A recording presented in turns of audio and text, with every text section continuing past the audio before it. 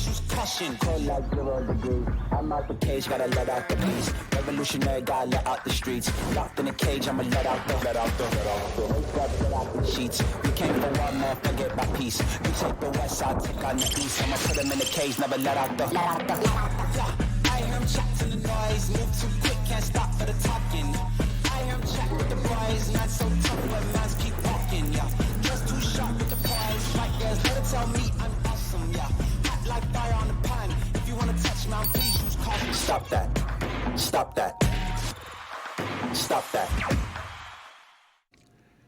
Since we have Yaslow here as part of getting us ready for how it is we're going to cover the NHL playoffs when the Panthers start kicking ass there, what happened, Tony? Why NHL playoffs. We had an incredible game last night at the Kaseya Center. Another, feather in my cap for the Cade Cunningham bandwagon. It's an incredible night. I don't believe that you get feathers in your cap for anything Cade Cunningham does. A bandwagon? How's that? Can you guys give me the history, please, of feathers in caps and why it is that people get feathers in caps? But last night, the Miami Heat lose for the 9th straight time. They are in a particular hellhole that I don't think we've seen around here in 15 years, unless my memory your history's as low is good. Is this the worst Heat team we've seen in 15 years? Yeah. I know a lot of people want to go back to the 2008 team where they only won like 15 games. But here's the thing. You're experiencing that season knowing, or at least believing,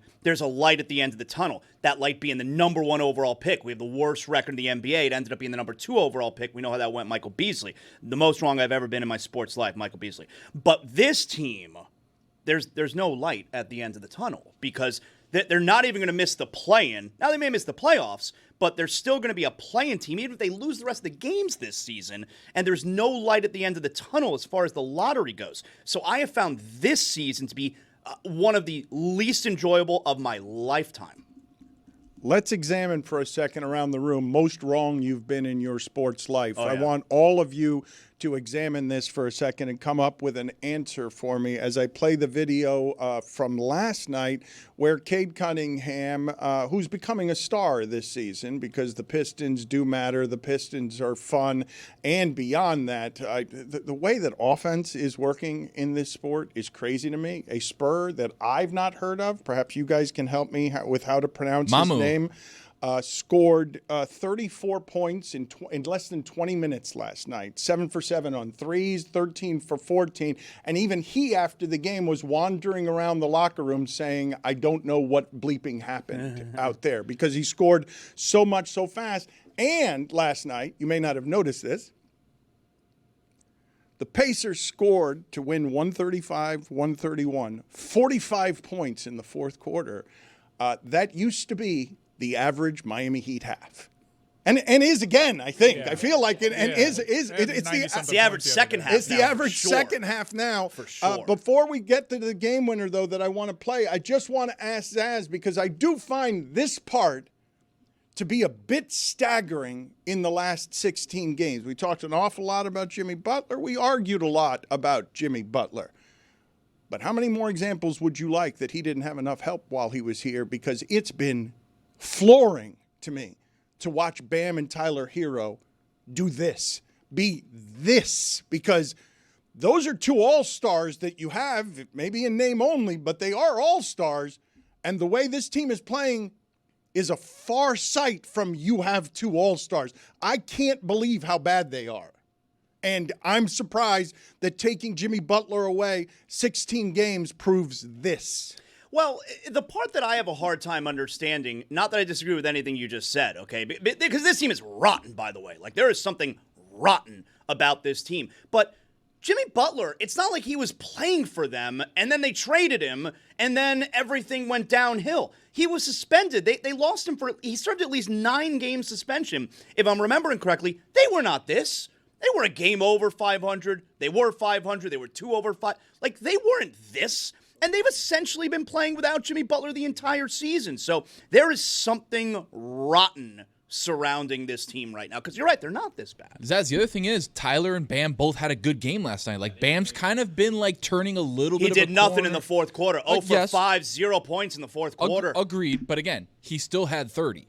right? So it's like we don't see that from Bam typically. We see him with the 16, 11, and 7 game where you're like, he left so much on the table. But last night, again, they just completely collapsed in the fourth quarter. They don't have a guy. Like, we watched the Pistons, and Cade Cunningham is able to go out there He's a dude. and do what he wants. We used to have a guy. They don't have a guy anymore who could do that. And Tyler Hero's just not big enough to do that, especially in the fourth quarter when everything tightens up. But again, the Cade Cunningham shot, you get at the top of the key, he runs over, Bam covering him on the inbounds, by the way. He shoves Bam with a chicken wing, okay? Pushes, Haywood Highsmith out of the way, gets the ball, gets to the top of key, gets his shot off, bank shot. He didn't call it again, but still. He says he whispered it. Says he whispered it. Hold on a second. I just saw something here. Can we watch this again, this replay? I see someone in the background here looking dejected. Hold on. All Hit right, this again. So this is a bank. This is great defense by Bam. And there is Jeremy Taché. His shoulders, he looks in. Oh, what's going to happen? Dejected. Let's put that picture in picture here in spot shadow Jeremy Taché so that you can see what is this is. I'm going to do this for the audio audience, okay? So he's got his microphone at the center of his chest, the way Shane Gillis does stand-up, okay? He's got the microphone at the center of his chest. Perfect description, honestly. That's exactly right. And then, as soon as the shot goes in, if you're just watching Jeremy, you're seeing the microphone, his only useful tool, other than the ones that are inside him, of course. And the microphone just drops with a sudden disgust, and it goes to where the hand was when he fist pumped after doing his sideline interview. He is crushed there because that's your best defender. He's defending well. It's still crazy, okay? It's still crazy to me that Bam is the one that you send out there at that size, and that Cunningham's not getting a good shot. He's getting a lucky shot. He made it, but that is good defense, and that's just unfortunate that the Miami Heat lose there. Was there any part of you, Jeremy, that almost – because me, if I was in your spot, and especially a younger version of me – you're a little bit younger than me, especially a younger version of me. I know people can't tell because we look like we're the same age, but you are younger than me. A younger version of me would have chucked the microphone on the floor.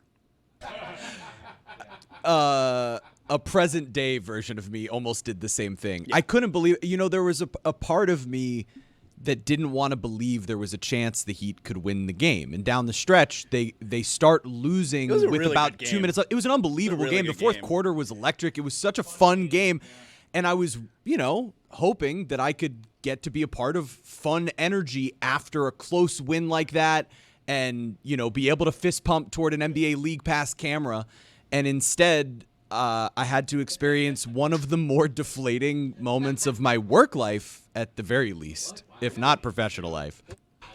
I mean, guys, it would have been to break an 8-game losing streak, the longest of Spo's career. I can imagine whoever I would have been able to talk to after the game would have been a really good interview. But this is about you. Yeah, of course it was about me. That's what I said the other day, too. I need to explain to people how rare it is for a body under any circumstances to physically sag that way with overt disappointment. Like, you give me all of the times. I've said this before about sports, right? Whatever you'd think is the happiest moment of your life, you weren't jumping up and down when your child was born the way you were jumping up and down wherever it is you were when your best sports moment ended up happening. So much happier in 2006. And I'm asking you guys to tell me on what circumstances you would find yourself so visibly dejected. That's an argument with your spouse, right? Like, where are the places where you're so physically dejected that you see his shoulders go from where they were at a man's height of about 5'9" or 5'10", whatever it is that he is, to the height of a man who is now 5'6" or David Sampson size, because his shoulders sag so much in an arena full of people whose shoulders are sagging that way after several years of feeling like your shoulders are sagging that way. Last time my shoulders did what Jeremy's did was when Jacoby George had that personal foul penalty as Miami was driving at Syracuse. Killer.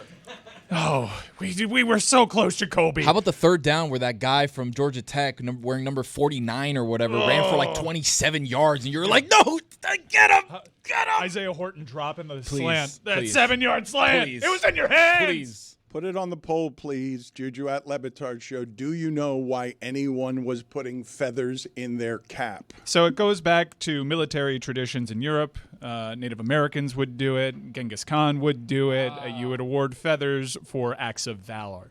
Like helmet stickers? Yeah, it's Yeah. like the stickers. Buckeyes. Okay. For any act of valor?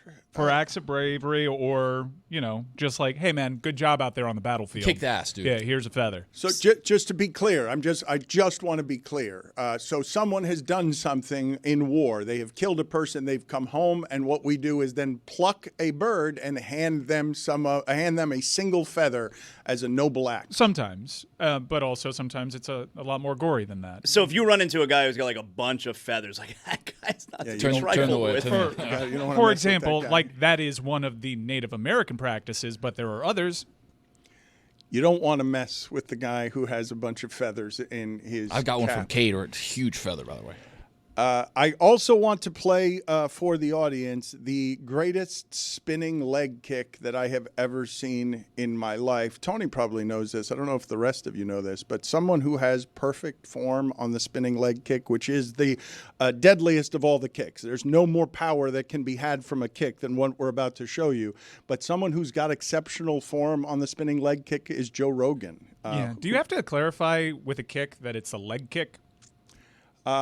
Okay, I know. I get it. This It is sounds the lexicon. redundant. Yeah, it sounds. A lot of people say ATM machine. That's redundant. A lot of people say NIT tournament. That's redundant. Pin and number. Spinning leg kick might indeed be redundant. I know when they specify like spinning back heel kick. But Tony, I got this right? It's not spinning kick. It's spinning back leg kick. Yeah, it depends on where you hit with the foot, right? Spinning heel kick is what we saw the other day, where Bobby King Green got knocked out by Mauricio Ruffi, which was an incredible temple hit his heel, it was over. So yeah, spinning leg kick. But Dan, Joe, goo. My favorite part of this video is how little concern this fighter has for what he's just wrought. He is so. The splash zone is incredible from this kick. Look at all the moisture that flies off of Triple this H. young man's face. Yeah, it is exactly Triple H coming out to the ring. The last time I saw that much sweat get hit off a body was when Kamaru Usman knocked out Jorge Masvidal. We were like, oh, God, that's a lot of water. That guy died, right? He did not die, but that is a reasonable assumption for you to make because in the center of the ring, as he gets a foot under the chin that makes him fall to the center of the ring, his sweat goes 10 rows deep into the crowd. It goes straight up. It's a punt. It is the sweat travels the way a punted football would travel. He lands a kick at the absolute apex of it. And Jeremy, congratulations. I think that's the shortest reign in picture-in-picture. I was going going to say, he fell even harder than my shoulders did. I have another video that you guys can put picture in picture, and it's just, and I think all of us will stop on this. You correct me if I'm wrong. All of us will always stop on the video of somebody falling on a treadmill. Put it on the poll, please, Juju, at Le Batard Show. This is your thing. You love these things so much. Yes, anybody falling on a treadmill. You I'm pass not alone. quite the net when it comes to the comedy. I'm not alone. I am not alone in finding funny and always stopping on the person at the gym who falls on the treadmill. These are children. Why children in the gym? What's going on These here? are children. No, that's how you know it's real. Even Some of them funnier. are set up. You know it's real because it's kids. The rules against this. That kid's leg's broken, right? He hit the wall so right there. Oh, my Mike leg. says you love these. Who doesn't love these? This is you can't. I know we can't get consensus on anything, but you can't tell me that there are people in the world who don't love videos of people falling on I treadmills. think I force myself to not like it, honestly. It's like because farts are funny, but if someone goes for a fart joke in a movie, you're almost like, I can't laugh at this. I can't sign off on this, but, it's funny. Zaz, what do you do about the Miami Heat? I'm not even talking about this year, when I suspect that most Heat fans are just lose all of the remaining games except the one against the Warriors. No, it doesn't even matter. Well, and by the way, speaking of the Warriors, they only have 2 more games until Golden State comes here. If the Heat are on an 11-game losing streak, when Jimmy Butler gets back, that is such an embarrassment. I'll tell you, winning, that really embarrasses me. Winning that game to break an 11-game losing streak would I'd be rather worth break the losing streak. every game for the rest of the year. I don't want the storyline. I'm so embarrassed by it. That's going to be a headline all day long on ESPN television that Jimmy Butler returns to Miami with the Heat on an 11-game losing streak. Zaz, we debated last week. You think the Heat do a video for him? Great question. I think the answer is yes. Agreed. And I thought about this yesterday. Very good coincidence that you brought this up because this was in my head yesterday. I think the crowd will cheer him. I agree. Yeah. I think you'll hear some boos. I think enough time has gone by. I think the crowd will cheer him. And because Mike Biamonte is going to do the big intro, which I don't like, by the way, but he's going to do the whole big intro at the start. I think Jimmy's going to get a very good Can we make a bet here? Because there's a difference, though. I think we all agree during the starting lineups announcements he'll get 100%. That. But will he then, in like the first quarter, get a video montage? That's the extra stuff. All right. Yes. Well, you and Mike Ryan are on record, and I've seen this move from Mike Ryan before. It's a crafty one where he puts himself in a position where he gets to win no matter what by trying to be classy about Jimmy Butler and saying, I'm rooting for him in the event that he does win so the pain hurts less. I'm not rooting for him. No, I know. He says he's rooting for him so that the pain will hurt less if he is hoisting the trophy. But when you guys say that you believe this, I haven't talked to anybody at the Heat, but I do know how angry Pat Riley is. And I'd be surprised if he puts down that anger in the name of optics. I'd be willing to bet the other way that you're not going to get the glory. You might get something, but you're going to get a token something so that it can't be a conversation, oh, the Miami Heat were super small in this instance, but you will not get the biggest grateful thing. You think it'll just be a picture of him on the Jumbotron, thank you, Jimmy, not even a video? I don't believe that they're going to get past all their pettiness while possibly in the middle of an 11-game losing streak that they blame him for. You got to undo everything that is said about your organization, though, in one season, because the culture thing has become a punchline. And another thing that they usually say about this organization is that it's first class. So we're going to choose that opportunity to be petty. It's over. It's done with. His problem was with the front office and ownership and Pat Riley. It wasn't with this community. I know people feel a certain way about Jimmy, and I understand if you're a passionate Heat fan, you don't like the way that went down and you don't like what he did. But it's over. It's done with. You have way more good memories with Jimmy Butler, and you have to give the opportunity to the fans to respond however they may want. But you leave it up to the fans, and you give them that opportunity. Ignoring it makes us seem like we're so hurt by this. I didn't say ignore it. Yeah, they're not going to ignore it. I didn't say there would be an ignoring. But just like a of it. thank you, like a small thing will make us see like, oh, wow, they're hurt. Okay, but Look how hurt they are. you guys say you have more memories, good memories than bad memories, and that's true. But you also have as the bad memory something unprecedented in the history of the franchise. You have a mess unlike any other, and I don't think two things. I don't think that the Heat will put on some grand display, and I think you guys are giving Miami fans more credit for how it is that they behave when they're angry than I'm willing to give them for when they're angry. That's fine. I would give them the opportunity. I think you owe it to the fans, even more than you owe it to Jimmy, to let them have that moment and speak for themselves. I do think they're getting a video. I think you're getting the big introduction at the starting lineup. I think you're getting the video, and then they move on. I can only be so mad at Jimmy for making it messy. That's what Jimmy does when he wants to get out of town. I'm mostly disappointed at Pat because I think he backed Jimmy into a corner that made it extra messy. But also, you know that, right? Like, the common fan might not understand that Jimmy always makes a mess when he leaves and then has a really good start in the next place. So it's a great point. There's kind of, I would imagine it's probably 60-40 cheers for Jimmy, maybe 75-25. I would think that's a lot of booze. I'm telling you, that'll sound more like booze if it's in talking to fans around the arena. Like, there was a fan there yesterday wearing a Jimmy Butler Warriors jersey. Oh man, have a little integrity, right? like and that. the people, well, but exactly that was the response from every person I talked to around him in that section.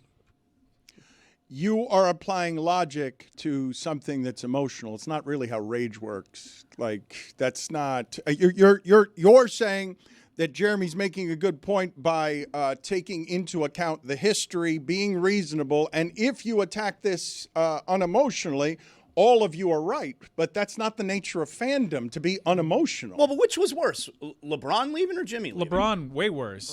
Well, we gave LeBron a really good, welcome when they came back. When he was able to come back and he actually played. Because remember, he avoided that situation entirely for his first several opportunities to do so. But I guess I have some separation from That's it because not true. The first time they were able to come, and he beat them. Remember, Juwan Howard smiling on the side. That was that the very first time? Okay. Yeah. Well, I know that he was like a DMP for a lot, but okay, you're right. But I've been separated from the emotion of the Miami Heat because of the way that the season's gone down. But the Jimmy thing is totally different than the LeBron thing because Jimmy's at the end of his career, and he may have one last Which run you in would him. believe would make the response to LeBron even worse.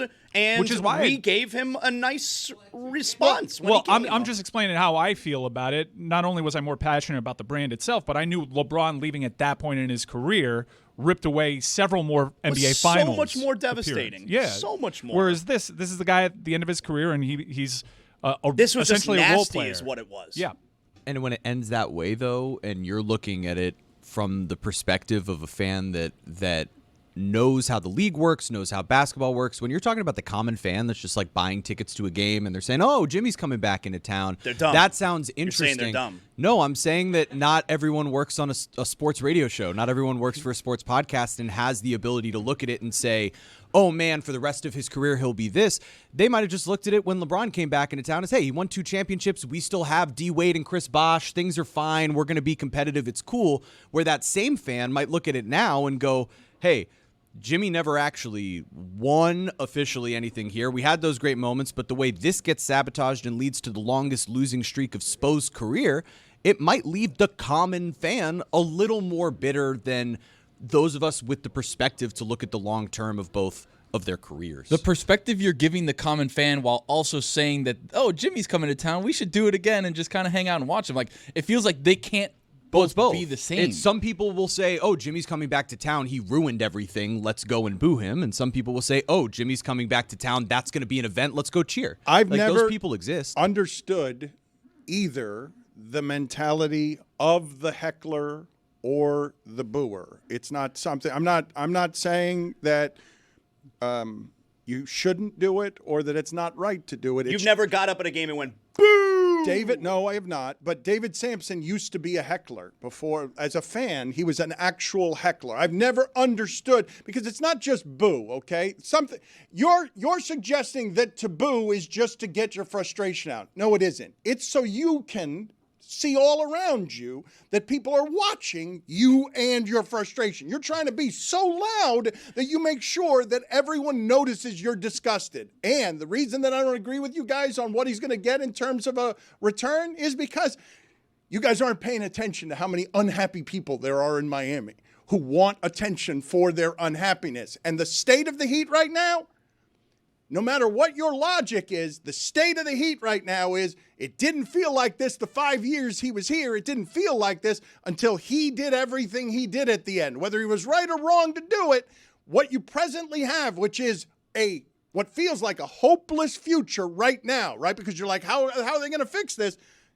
You could blame it on one of two people, and only one of them is going to have the opportunity if you give him a video in order to express your frustration with him, because it's either him or Pat Riley, and your frustration is just going to be about the 9-game losing streak. Boy, that's going to be an ugly scene if they're playing a video and it's just raining down boos. I don't see that. I don't see it either, but man, that will be an ugly scene. We keep talking about how the Heat fans are going to react to it.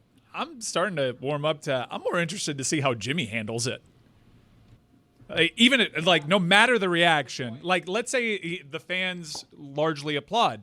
Is he going to do like a classy wave to the crowd and try to share the love? And yeah, we had great Well, he's times always together. said that about he says he's connected to the city and the fans. He said that throughout. He's a different guy when he's on the court and he knows the cameras are on him. And I'm genuinely curious, is he going to be able to separate the reception from the fans from his feelings about the organization? Does he take an opportunity to show that he doesn't care? Does he just blankly stare, which I think is probably a likely outcome? I'm mostly interested in they're playing that video, and then they pan to Pat Riley, and he gets up and goes, boo!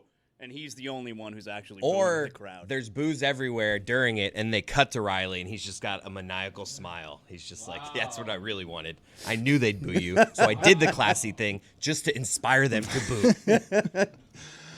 I wanted to ask you guys about our tournament and the tournament that begins today with a plethora of action everywhere. What are you guys doing? Well, we have our own tournament of fans going against each other for the right to watch the national championship game that I don't want to watch with them. So, Well, okay, so I got questions. How do you decide the fans? How's that determined? well, we have an assortment of videos, 30 seconds or less. We have seeded them, and we've asked the fans. I need to clarify, by the way. I didn't mean to say I don't want to watch the game with a fan from our show. Oh, I understood exactly how you Though meant it. I don't want to watch the game with a fan from our show. It's too But bad. what I was meaning to say is that I simply don't want to have to watch the national championship game. With a fan. I don't want to be obligated to do it, and it's been given away as a prize because I'm pretty sure Billy just wants to bother me. It's not watch the game with our show. It's just watch the game with me, which is also less fun for the fan than it would be to watch the game with our entire show. Is he coming over your house? Like, what's the deal? He or, where's he or that she, happening? he or she, I don't know what the rules are to this. He or she? Come on, then. No one has informed me. So far, all the videos we've shown are of men. No. What do we have? What do we have to update our tournament? Because the thing I wanted to say about the tournament that I didn't realize until reading it this morning, the 8 1 and 2 seeds, 5 of the coaches are 65 plus.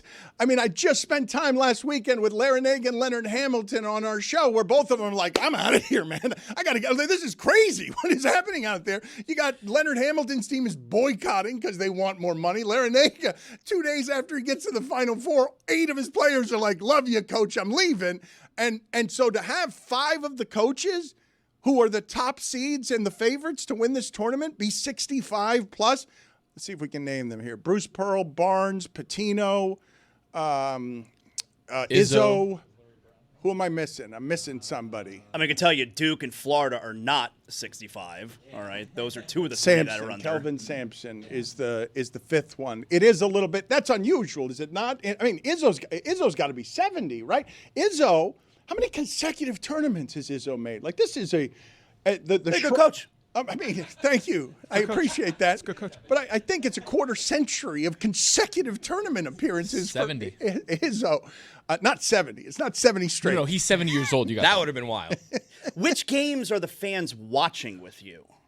The championship game. Championship. Yeah. So and how many of these fans? Like how many? Well, one qualify? winner. One. The fans will vote on whatever is the best video here. Can we play some of these for Yaslow so he can see what it is that we're doing? Look at that guy. You asked if there are any women in this tournament. Our first matchup we're going to preview here is a 1 seed Thomas from Flanagan's versus 16 seed Sarah. Hit it, guys.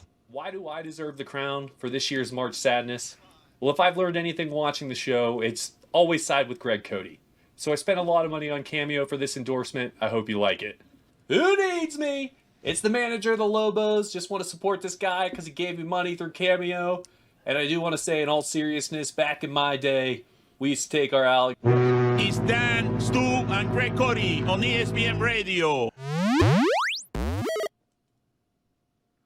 Hey Dan, my name is Sarah. My husband is a super fan, and I'm a super fan.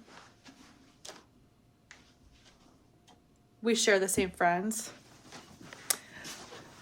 I think you'll appreciate this.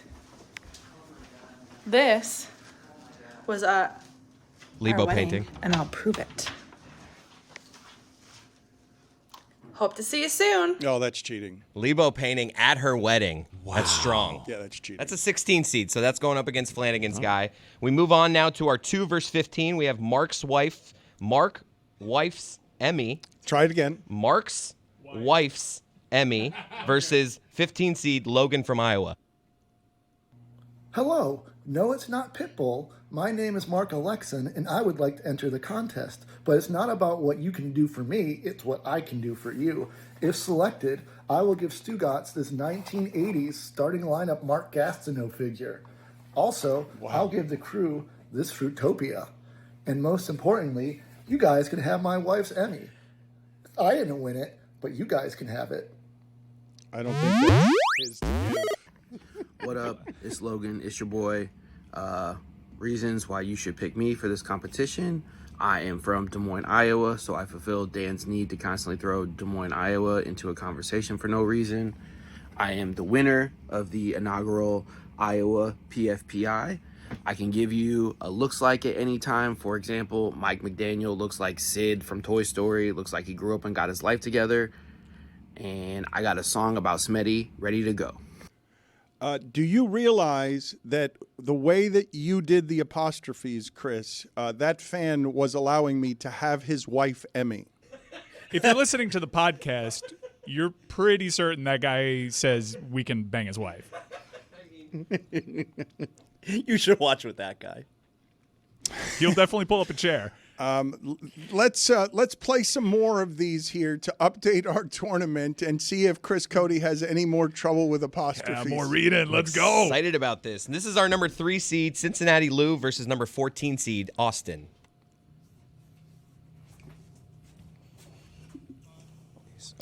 Opening a Miller Lite. What a sound. Everyone can tell by the sound. He's just chugging a Miller Lite. He's got a Lobo Bowl number 1 shirt. That's vintage. Is that a pitch clock hat? Pandering. Chugging a Miller Lite. That's strong. Now let's see what Austin's That's got. all he did? That's all he needed, Dan.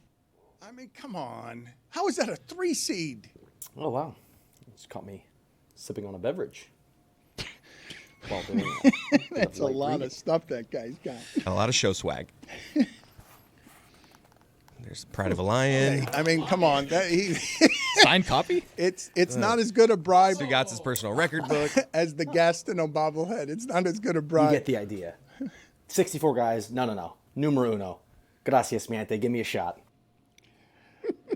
These are largely video instead of audio, actively alienating our audio audience with our tournament. Go ahead and do the last one. Final update here. We have number 4 seed David from Toronto, famous show listener, versus 13 seed Will. All right. This is David from Toronto. I'm working.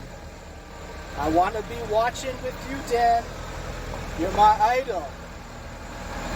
I'm plowing a graveyard. And not only that, I don't even have a windshield. It's plastic. If I don't deserve this, nobody does. Let's see Austin. Dan, one of the very first times I ever listened to your show, you told Ron McGill that you thought penguins were more closely related to fish than to birds, and yet I kept listening. So, if I'm chosen by the listeners to watch the NCAA Men's National Basketball Championship game with you and to do an in-studio visit, I will require us to do so in penguin costumes because I know you love that. Great stuff, Austin. I can't believe you're doing this. That was Will, not Austin. That's on me. Excellent work by you as always, Chris. It's why you're in the chair that you're in. I still maintain that the penguin feels to me closer to a fish than a bird just because I don't think of birds spending a lot of time swimming underwater. And so forgive me for that error, but I still put it on the poll. Put it at Le Batard Show. To you, what is a penguin more of, a fish or a bird? I just want to see what comes back. It's got wings. So voting for all those matchups and all of our first-round matchups will be for 24 hours. Right now, go to our social media, vote for the matchups, decide who wins, and we will update next week. Dan, I will say, the body of the penguin, very sleek in nature. Right, so that's why the fish kind of thing, like in no feathers, in the water. No feathers. You got no feathers to put in your cap off a penguin. What are you talking about? Very penguin does all have covered in feathers. feathers. Yeah. Is this feathers? a thing? What's Do people happening? confuse penguins with fish? This is not a thing. I don't think it's a thing. I think I'm the only one who does it. They have feathers. I think of slick, them though. as sleek. I've never seen a penguin feather away from the penguin. I have one in my cap. That's not something that I've seen. Is an pluck otter it. a fish? Yeah, pluck it. You think it's like a killer whale? I think yes. I think of the penguin as having a. They're just wet because they go into the because, water. like, more than other birds. Yeah, more than but- all the other birds. You ever watch March of the Penguins? I mean, they're in snow. That's also why there's moisture on them. I learned a lot during March of the Penguins. Yes. Did you learn that they were birds? I know that they're birds. I'm saying that before learning that they were birds, I thought of them more as fish. Can I tell you, speaking of Penguin, a couple weeks ago, I passed by Batman Returns on television. Penguin, Danny DeVito. Movie's horrible. Horrible. No, it's a great Christmas movie. Movie is horrible. Christopher Walken's in it. I hadn't Great. seen it in probably 25 years. Movie is horrible. I love when the Penguin goes to like the holiday party. He's just like, Ooh, good impression. Nobody thinks it's weird that he looks like that. Like it's, I know, it's just like Yeah, he runs for mayor. awful movie. Awful. In terms of things not holding up, I remember, okay. I mean, Rudy Giuliani looked the way that he did. when Jack Nicholson played the Joker, it was seen as seminal and groundbreaking. And then you see Heath Ledger or you see Colin Farrell do the Penguin, and you look back at the 90s and how we were doing those things, and none of it holds up. Yeah. You seem disgusted. Well, I was disgusted because it felt like a part of my childhood was taken from me, where the original Batman and Batman Returns I thought were really good movies. And then I passed by this dreck with Danny DeVito, and I just, how did anyone... I immediately went to Rotten Tomatoes to see what the tomato meter was on Batman Returns, because it had to be one of the lowest rated movies ever, and I just didn't know it. And like, it's got a high score, and I don't get it. The movie is horrible. I mean, there's still Batman and Robin. I mean, that's pretty. Yeah, but everybody low. knows that movie sucks. I feel like people think Batman Returns is good. It's not. That movie is bad. Really disappointed in this take. I happen to really like that one. Can you guys just find for me, please, what I associate always with the best and funniest video ever produced by Batman in any form, which is the original Batman television show. With them running? No, this is a great one. If you have not seen this.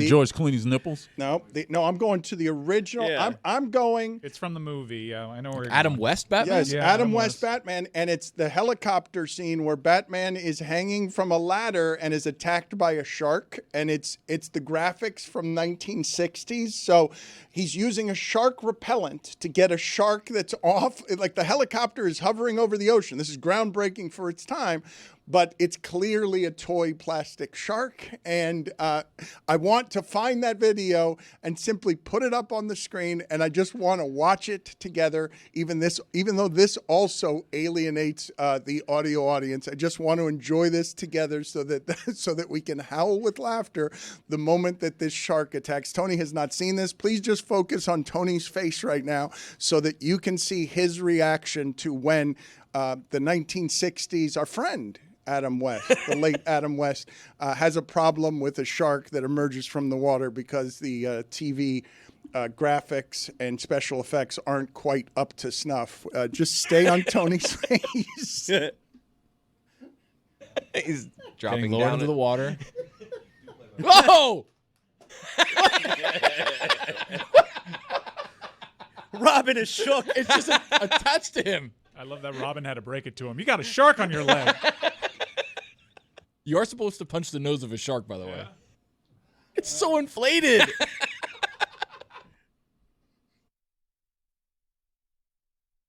I was laughing on the way home yesterday because it is a particular kind of funny to speak to somebody who's not nicknamed Iceman and call them Iceman. Like, of all of the nicknames, calling someone Iceman who doesn't go by Iceman is funnier than just getting a nickname wrong. Like Frank Isola. Yeah, I mean, it was ridiculous what I did yesterday. It actually restored my faith in humanity a little bit, because I put that 100% on AI.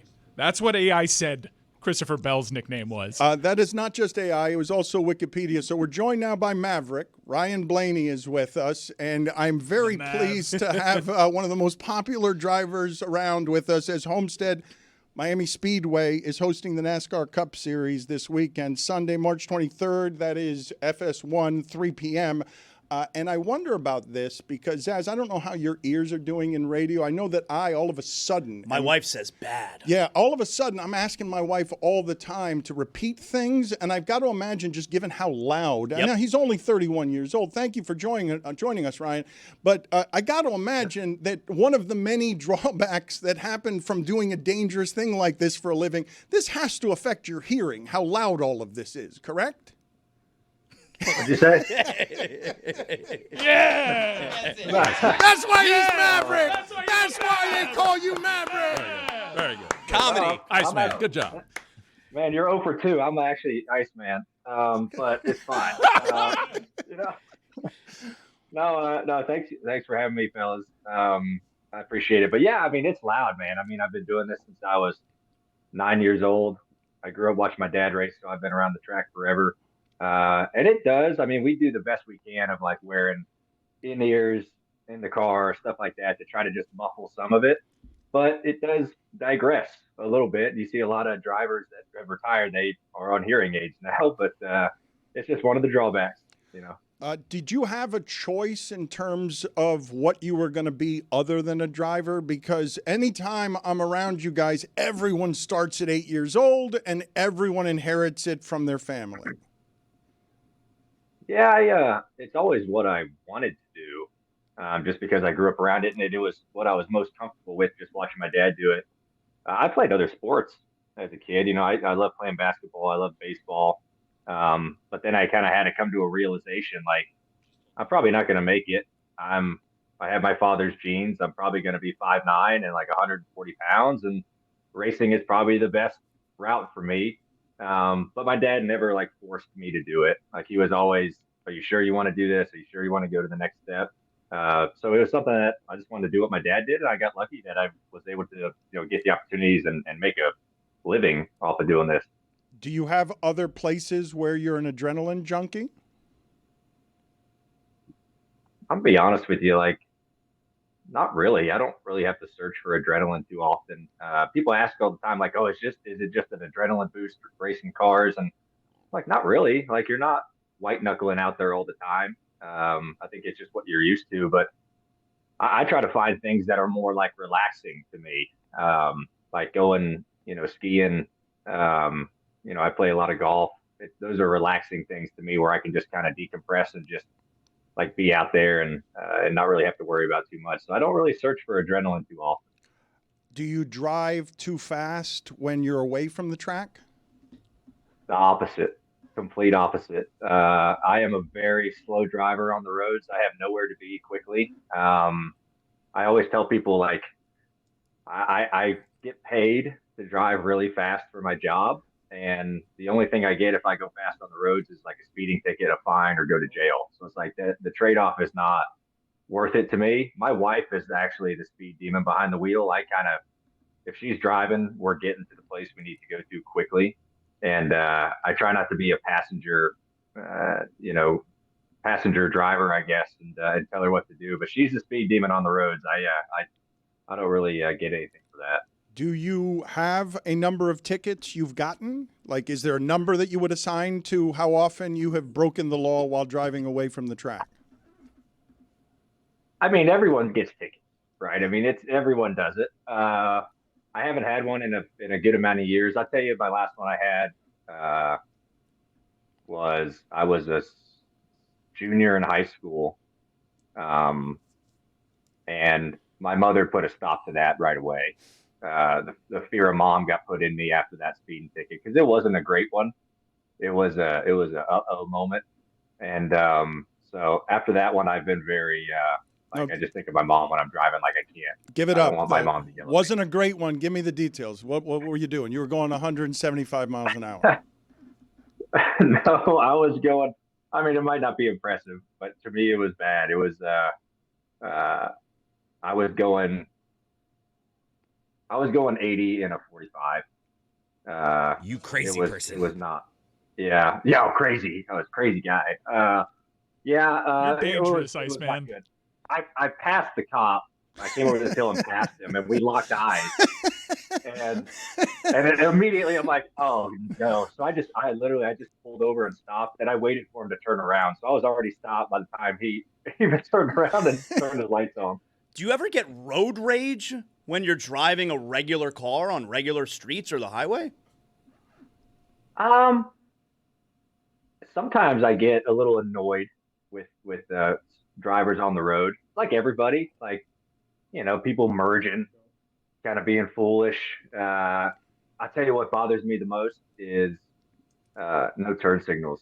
That really annoys me, especially if you're like stopping in the middle of the road to turn and you don't put your signal on. I'm like, what do you want me to do? That part really kind of grinds my gears a little bit. Put it on the poll, please, at Le Batard Show. What annoys you more, a no turn signal or somebody who has their turn signal on all the time? Because that's the problem we have in South Florida. The problem in South Florida is old people who always have their turn signal on, but we also have the other problem as well. So I just want to know. We have it all. Yeah, it's the worst here. we have it in. Well, have you noticed? I don't know if you've been driving very much around Miami when you're not at Homestead, but it's gotten really bad down here. You're not going to be able to get anyone while you're here, and you should travel by helicopter. Yeah. I get down there today. I have noticed it's funny. We travel across the country, and each state has its own like quirk as far as people driving and kind of what they do. You got like the big cities like New York and stuff like that, where I don't know how people drive in New York in the city. Everyone's just honking at each other. But then you got Miami, like you said, where people just are all over the place. I would say no turn signal bothers me more. If you have your turn signal on, you probably have your music playing too loud and you forgot to turn your turn signal off. I've done that before. But if you're still going and your brake lights aren't on, like, all right, you're not turning anytime soon. So I don't really worry about you. It's been a hard luck season for the 12 car this season so far. You've been having good cars and just, well, I guess the sentiment can be expressed best by Cal Shiesty on X when he tweeted out, "Can't wait for Homestead where Blaney will lead the first 266 laps and then get struck by a meteor on the last lap." So I guess, Ryan, are you going to get struck by a meteor on the last lap this week? I tell you, if that does happen, I can't be upset about it. That's a hell of a way to go. That's an amazing scientific thing, right? A meteor coming to get you. That's like, the odds have to be higher than getting struck by lightning on that one. So it's like, all right, well, if it was meant to be, it's meant to be.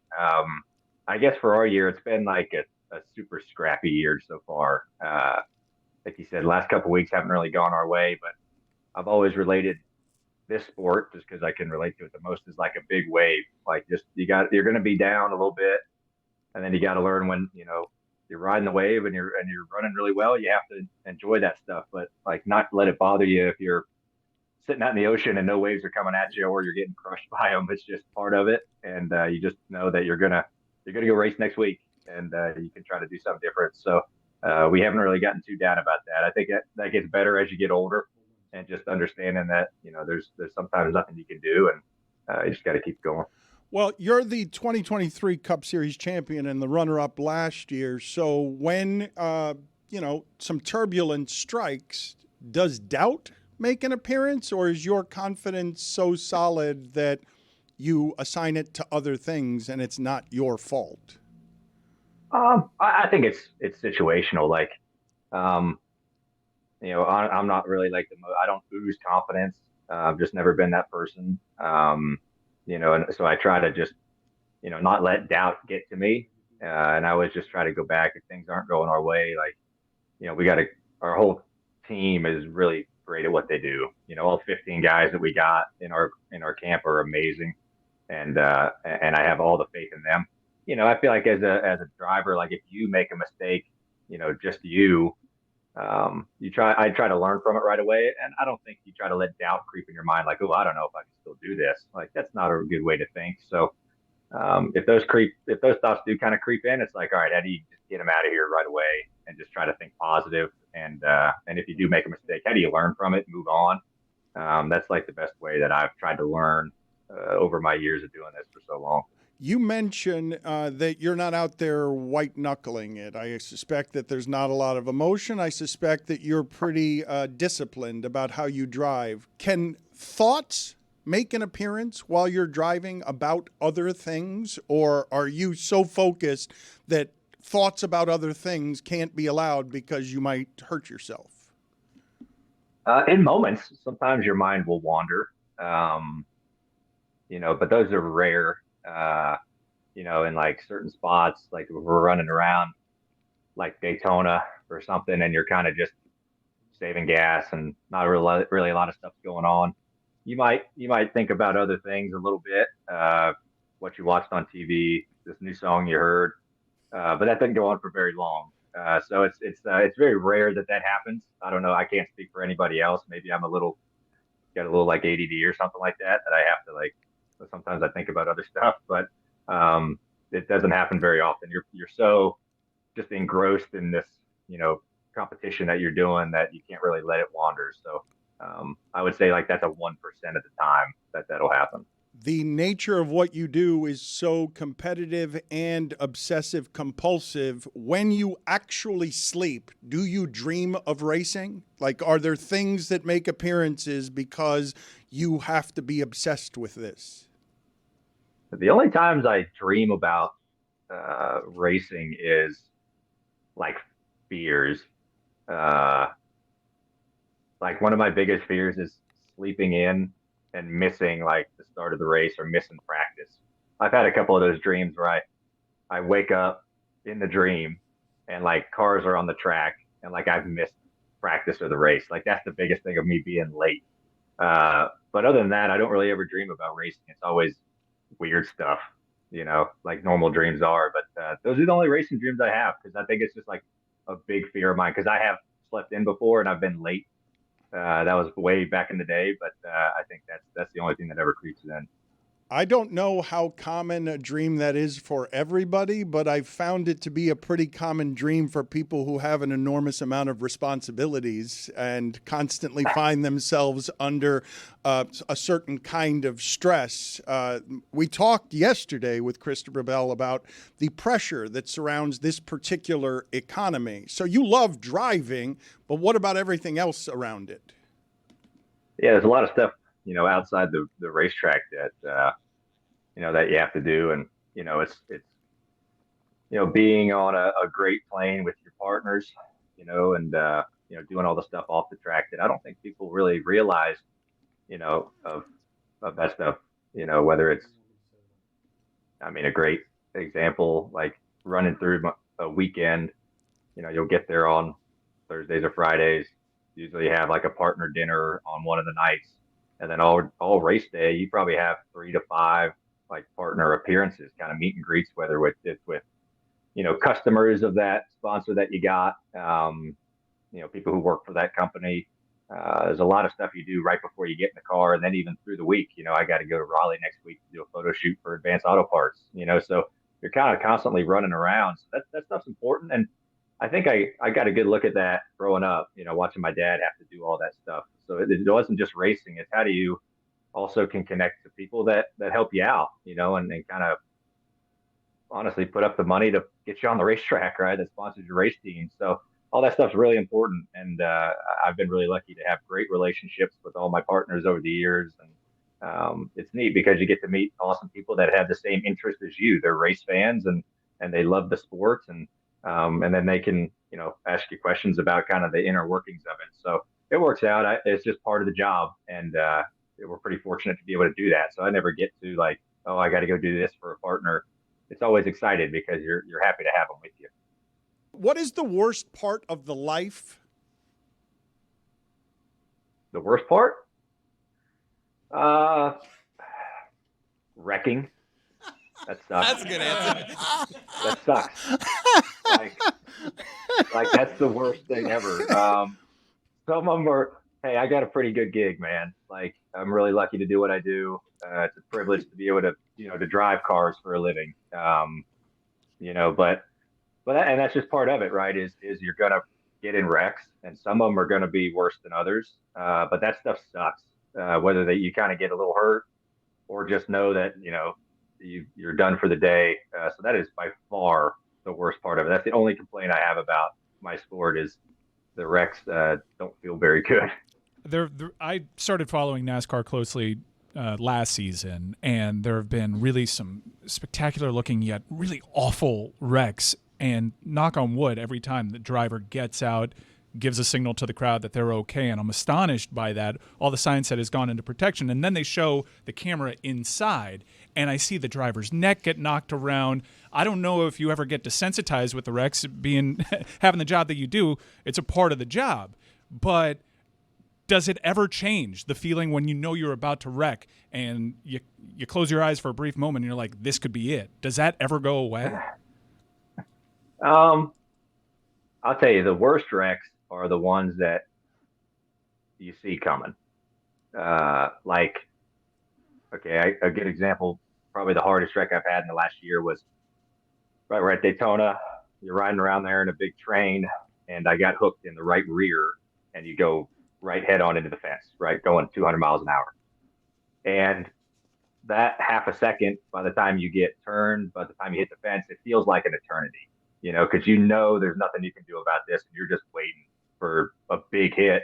Those are the worst ones by far. Some of them, happen a little bit quicker that you don't really expect it.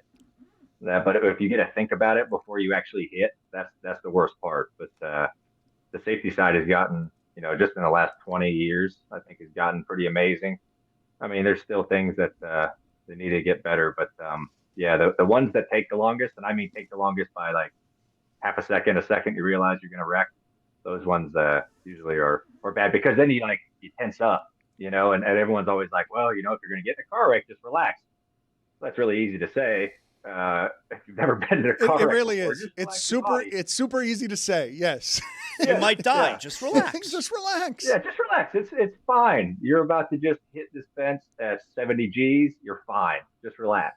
And it's like, all right, you've never been a part of this before. Can you give us the most extreme example of you being a Star Wars dork? I have Star Wars tattooed on my body. That's probably a pretty extreme. They don't wash off. For those of you who are wondering, they're there for life, so you better be a fan of that thing for your whole life. So I got a couple Darth Vader tattoos. So I grew up. My mom took me to go see Phantom Menace. I think it came out in 01 or 99 when I was like 6 years old, and I was hooked ever since then. So I got to go to the Last Jedi premiere, which I thought was good. Think what you want of the movie, but it was pretty neat being in that atmosphere of like, a Star Wars film coming out, and I get to be the first to see it. That's a very select few. So I have a huge obsession with the franchise, and it's been a little up and down lately, but I have hope for the future. So we'll see. You knew better or know better than to try and insert any Star Wars theme into your wedding, correct? Oh, my wife knows better, and I know better now too, because my wife taught me. All the Star Wars stuff is pretty much taken down in my house. Before her and I got together, I had a shrine, and when she moved in, she was like, "Yeah, we're going to get rid of this. You have to put it somewhere else." I would imagine that a NASCAR wedding, if you've got Bubba as a groomsman, I would imagine that a NASCAR wedding would be a frolicking, debaucherous affair. I think any wedding is. Excellent point, full of Ryan. debauchery, I don't know what it is about weddings, but people just go nuts. It's like their free pass. If they go to 1 or 3 weddings a year, like it's their free pass to just get absolutely belligerently drunk, and no one judges them. They're like, it's like, all right, yeah, it's a wedding. You can go do whatever you want. It's fine. But we got married out in Aspen, my wife and I, and a beautiful place, and it was a lot of fun. So we did it right, which was cool. Weddings, though, they go quick though. That was the only bad thing about the wedding, is it was over before you knew it, and then you wake up the next day, you're like, man, we planned this for a year, and now it's over. So let's go home. And but we had a good time. Put it on the poll, please. Do you think that a NASCAR wedding is more debaucherous than the average wedding at Le Batard Show? In honor of our guest, the Maverick, Ryan Blaney, I put together a top 5 list that I think plays well. This is top 5 guys in sports that can rock a cap. He wears a cap well. No, I appreciate that. You're about to find out. Well, we don't know exactly if how he's well. on. You don't know if you're on it, Ryan. We'll find out. Yeah. Tag me later. Okay. Number 5. Okay. Fernando Rodney. Strong. Iconic. The best. Iconic. Start wearing mine like Only that. 5. Number 4, Kyle Shanahan. Really? Oh, yeah. Yeah, come Yeah, on. yeah. That is Back me strong. up Come here. on, flat brim hat for Kyle Shanahan is the go-to. Your thoughts, Ryan? I like it. Yeah, I got to meet Shanahan in Sonoma a couple years ago. Cool guy, and yeah, rocking the ball cap. Number 3, CC Sabathia. You're just doing it sideways. Like it's not I'm even. not. Kyle Shanahan wears the flat brims. And number 2, Jay-Z. Strong. Obviously ranked ahead of CC Sabathia because he can make the Yankee hat more famous than a Yankee can. So, and number 1, race day, Ryan Blaney. Oh wow! Unreal. Congratulations. But it's Look this at is an that. older photo. Ryan Blaney with the hair flipped out in Yeah. the back. Yeah. That is peak. Yeah. That is, no one Yeah. is better than that. Yeah, long hair, full beard is pretty strong when it gets to November, and I don't shave or cut my hair. It's a good one. But hey, I appreciate that. I feel like it was skewed a little bit, only because I was your guest. I was number 1, but I'm ranked ahead of a lot of great athletes, great coaches. I appreciate that. It really got my morning started off. Congratulations, the highest honor believe you. of your career. You were the inspiration. You could watch the number 12 Team Penske Ford car as the NASCAR Cup Series hits Homestead, Miami Speedway. It's this Sunday, 3 p.m. Eastern on FS1. A pleasure, sir. Thank you, and congratulations on all your success. I appreciate it, guys. Thanks for having me. Had a lot of fun. Thank you. I wanted to ask the group a few questions here. And the first one is I am asking everyone here, including basketball expert Jonathan Yaslow, to pronounce the name of the San Antonio Spur who scored 34 points in fewer than 20 minutes last night, and then during the sideline interview brought out his good friend Flavor Flav to be a part of the shenanigans. Does anyone want to take a shot at this person's name? Sonaro is the first name, correct? Nope. Everyone pulled back. It's not. It's Sandro. not Sandro. Okay, Sandro is the first name, and the last name is. We've got nothing. We've got nobody here can name the Spur who Wait, scored. did you really do that? I did. Sonaro is the first name, and then it's actually Sandro. That's right. I misread my handwriting. That's what just happened Sandro Mamukelashvili. That doesn't sound right. Mamukelashvili. No, that actually sounds That right. That sounds like I kind of nailed it, actually. well, Zaslow, you keep shaking your head. I want you to try. How about that? I'm afraid of this one. Don't be afraid. You're okay. I'm I'm with Sandro you. You're okay. Mamukelashvili. No, I can't Easy. say it. I don't know his name. He was 13 for 13 from the field. 13 for 14 from the field and 7 for 7 from 3. That's a good game. in fewer than 20 minutes. He was awesome. Spurs are trying to lose games. I don't know if they would say he's awesome. He was wandering around the locker room saying, I don't know what just bleeping happened. That's got to be a pretty good feeling, right? I can't imagine that there is stuff that feels much better in sports than feeling like you're 6 for 6 for 3 and taking that 7-3 and you just know everything is going to go in. I've only felt anything like that one time in like an intramural basketball game I was playing in college where I just, I was able to make 4 shots in a row. One of those nights, huh, Dan? Everyone still talks about it, Dan. One of those nights. I can't imagine how good that has to feel to be wandering around after an NBA game saying that you don't know what happened. I want more details about that pickup game. How old were we? What type of shots are Put we some talking respect about? on it. It was Sorry, not intramural pickup. game. Intramural. Thank you. At Dan. what There was point refs. did you know you were in the zone? Were you wearing Did a you take headband? heat check? Yes, I took shots from further and further out. But what I remember about that game is how the shorts I was wearing and how short they were. And I'm pretty sure they were terry cloth because I'm pretty sure they were dare you. something like the material. Of, Scary Terry. How dare you? How dare I wear terry cloth shorts? To an intramural game? What's wrong with you? Did you do like the 3 goggles? Put it on the poll at Le Batard Show. We were overmatched. We did not have a very good team, and I was the only player on our team. We lost by a lot, so but I was making You had to put the team on your back. Well, You had the Horace Grant goggles, yeah? for a stretch, they were coming out to guard me a little deeper than they would. Guard terry cloth shorts over there. Thick wristbands on both wrists. Knee No, braces. That was when I was younger. My father still hasn't let go of the fact that I was a hot dog as a soccer player when I was young, wearing headbands and wristbands, and he would always say to me, "What are you doing? What are you doing? Why do you have to do that?" That's generally not the aesthetic for that sport in particular. And terry cloth shorts usually not what you go with in intramural basketball either. Short, but I remember they were short Well, too. you're It wasn't- fashion Short forward. is back, by the way. Short is back. Yeah, but this was the 90s. Yes, Tony, thank you. I've noticed this. I don't know when this happened, but recently I have noticed that very short ass hanging out of your shorts is back. It's back in. Yes. Yeah, but also baggy is back. It's a weird time. Baggy is back in some cases. Yeah. Not in sports. In hoops, you cannot wear baggy No. shorts and go out there and play unless you're Adam Sandler. My That's it. favorite is when they show highlights of the 2008 March Madness, and you're like, "What is this? Ankle Skinny shorts. tops, but they got Tyler capri Hansbrough pants." is the ultimate example of this. The tightest jersey you've ever seen, and then pants down past his knees. Blousy. Dan, we have an issue. Look, we've knocked it out the park with both of our NASCAR interviews. They both went so well, Iceman and Maverick.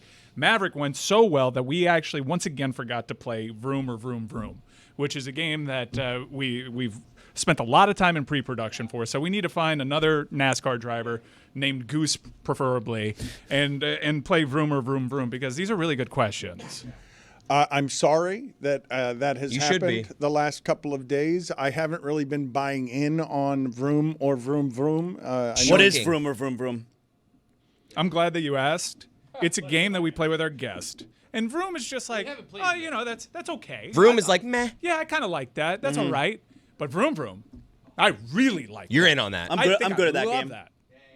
I'm good at that game. Do you want to play the game with us, or you only want to play it with NASCAR drivers? Well, it doesn't make sense with you guys. Well, are they just racing questions, or are there other questions? No. They're not questions about racing whatsoever. Wow, that's how you get them. But that's how you get them. But you don't. I mean, it went so well. NASCAR drivers as personality types, by the way, have come a really long way since I was a kid.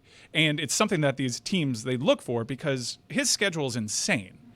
With all these events, I mean, when you think about sponsorships in sports, a lot of people think about NASCARs. They have obligations for every single one of those on race week. They're doing interviews moments before they hop in the car. They're doing interviews while they're racing. It's pretty crazy. And they have to be good at it now. They really value that. You have to essentially be an alien from another universe. You have to be like Verstappen level to not be marketable. Well, this is something that I have found interesting in a couple of different places when it comes to how do you go about selling your sports, and when you get to the most popular of sports, how do the burdens of fame make athletes or coaches be in a position where they don't want to be doing sales, which is what it is. So obviously in NASCAR and racing, it's the sport most associated with sponsorships, and you have to take care of the sponsors. But one of the reasons over the years that I have always objected to having college coaches on any form, television, radio, anywhere, is just because the whole job is sales. So much of their job is just to be a salesperson, and so they just say anything that fits under the umbrella of sales. And it's not quite what that interview was, where you've got a willing participant who's answering questions honestly, as opposed to going to his sales talking points, which are meant to reach recruits. It's one of the reasons that I hate talking to coaches so much, because I don't want to spend a lot of time in any place that I am talking to salespeople. Well, it's stock car racing. So they kind of legislate parity within the sport. Some teams have more resources, some teams have charters, and they've been doing this a long time, and some teams are just better when they build out better pit crews. But there's not what I'm trying to get at is there's not a lot that separates these drivers, because all the cars are meant to be kind of equal. You have faster cars, no doubt, but they're meant to be equal. In coaching, what makes a great coach, I imagine, the distance between, hey, can this guy sell our program? Like, you don't care about that so much. Give me the best coach. Give me a tactical advantage. Yeah, give me some guy that can recruit, and maybe his team is good enough that the program can recruit itself. But in NASCAR, you need the total package. You got to be a good driver, absolutely. But you have to knock these media availabilities out of the park because we're trying to grow the sport. And people forget, like, NASCAR is an immense weekly property. You got 4 million people tuning into a race on average so far this season. That dwarfs the NBA. When it comes to appointment television on the weekends, when there's not NFL football going on, it's this right here, NASCAR. So you have to essentially be a CEO of your team because you're often representing them in public, and you have to try to win new people over constantly. Well, so he was a good talker, so they're all good talkers now? All these NASCAR guys are all out there cutting good promos. My favorite driver, Kyle Larson's probably one of the weaker talkers of the big drivers, and that's because if anybody, Kyle Larson won a dirt track race last night, and now he's headed to Homestead. He's the guy that is like Verstappen level. You have to be an insanely talented driver to overcome deficiencies in marketability. At least from what I've gathered, I am a Johnny-come-lately to the sport, but it is night and day from when I was growing up watching these guys. Do you think that most people listening to this as sports fans are ever doing any kind of conscious watching of the college basketball coach when they're being interviewed, Bruce Pearl or whatever, and saying, that person's good at sales. That person's job is to be a salesperson. No. I don't think regular sports fans see it that way.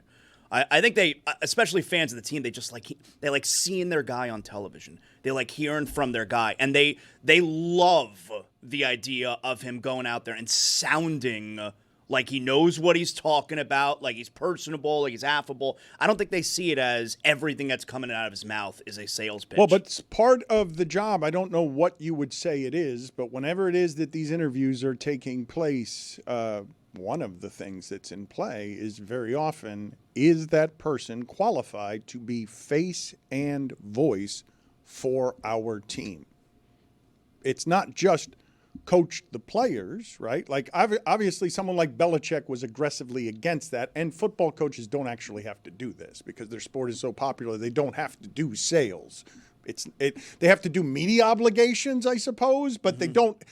There's no importance in them having any charisma because the point is almost to get away with from the microphones without showing anybody everything. But your sport is so popular that you don't have to do anything in the way of selling it. But college sports, college basketball and college football, every time you're at a microphone, if you're a coach, you have somewhere embedded in your understanding, you may be talking to a recruit's parents while watching for the first time. And so therefore what it is that you're doing has to be packaged a certain way. And it's prime example with Dion, right? Like Dion can go in, he knows he's always on camera, he's always doing something with the idea of, I'm going to get the next guy who can change the program that I'm at. I'm surprised, though, that more of them aren't more charismatic, right? Because when I run through that list of over 65 coaches that are now in the tournament, Bruce Pearl is that, Tom Izzo is that. It's a likability. It's a charisma. It's slap you on the back, hit you on the knee, and make you forget that they're in sales mode because they're presenting as a leader instead of a salesperson. I feel like the older guys are the ones who are most charismatic in the college basketball game right now, right? Patino's good at that. I wouldn't say Rick Barnes is particularly good at that. I think there's something about the hiring process that it diminishes that aspect of it. It's such an incestuous business, such a networking-based thing.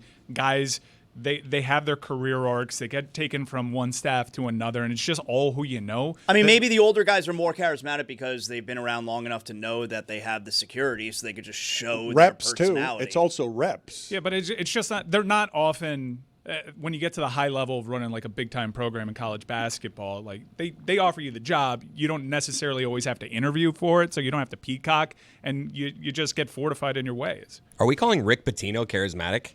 Absolutely. I think he has a lot of charisma. Really? But have you seen some of the things that he's had people do to him under a table? I do not see. I do not see what you guys are seeing. You don't think Pitino's a good interview? I haven't really listened to a lot of interviews with him, but when I see him at a press conference, I'm not like, oh man, that is a charismatic when you see him at a coach. Press conference, he's saying things like Larry Bird ain't walking through that door. He's got one of the most famous lines ever. I'm not saying he might be a decent quote, but just like he doesn't ooze charisma. No, he has charisma. He has a lot of charisma. Chris. Riz. He's got Riz. Agree to disagree. Okay. Does he know? Honestly, Riz me too. Pitino. That doesn't really work in terms of the sports debate culture. Let's create a show, agree to disagree. Is your bracket toast? Don't sweat it. Jimmy John's and All the Smoke are teaming up with DraftKings to bring you another free shot at Bracket Bread. Make your college hoops predictions for the rest of the tournament and compete for a share of $30,000 in cash prizes. Don't forget to grab a Jimmy John's sub before tip-off and tune in to All the Smoke to see how your predictions compare to their new picks. Eligibility restrictions apply. Void where prohibited. See DraftKings.com/Jimmy John's Second Chance for details. Hey Taylor, welcome to God Bless March Madness. Oh, it's so exciting. It's presented by Priceline. Dreaming about that trip? Book it and go to your happy price with Priceline. Lucy, what I think happened is they looked into the shipping container. They saw Chris Cody, Mike Ryan, Billy Gill, and Jeremy Taché looking back at them. And was like, anybody else? Can anybody else talk college basketball? Dan doesn't know that I'm doing this. And I want to start off by saying, huge win for Carolina. First off, Joe Lunardi, Seth Davis, Seth Greenberg, John Fanta, John Rothstein, and every West Virginia government official dead to me. Lucy, it's been a brutal couple of days for West Virginia. Yeah, they're not having a particularly good time. So it started Selection Sunday. I guess you could say it started in the Big 12 tournament, but Selection Sunday, West Virginia is left out in favor of Carolina, or at least that's the team they're kind of focusing on, the one that they were like, we deserve to be here more than Carolina does. So West Virginia is all levels of mad. And despite that, there were probably a lot more serious problems happening in that state. The governor was like, nope, this is not allowed. You have done it. You have waged war with the state of West Virginia. And so he comes out and is like, NCAA, it's coming for you. Good luck. Hope you're ready for it. That we're going to destroy the selection committee. All of that is happening, and they have all their focus on destroying the NCAA, that they have no idea that their head coach is out interviewing for other jobs as they speak. As they are taking down the NCAA, Darian DeVries is at Iowa, is at Indiana, having these conversations. Unfortunately, he picked wrong, chose the wrong choice, excuse me, and decides to sign with Indiana and leaves. So West Virginia now has waged war with the NCAA. They're coachless. They're not in the NCAA tournament. They're not in the NIT. They declined the invite. So now things are bad. And just like a little cherry on top, the team that they focused on, that they were like, we're better than Carolina. Carolina in the first four beats the literal crap out of San Diego State, to the point where I had to turn it off because it felt excessive. I said, I don't want to watch this. Not safe for young viewers. It was such a beatdown.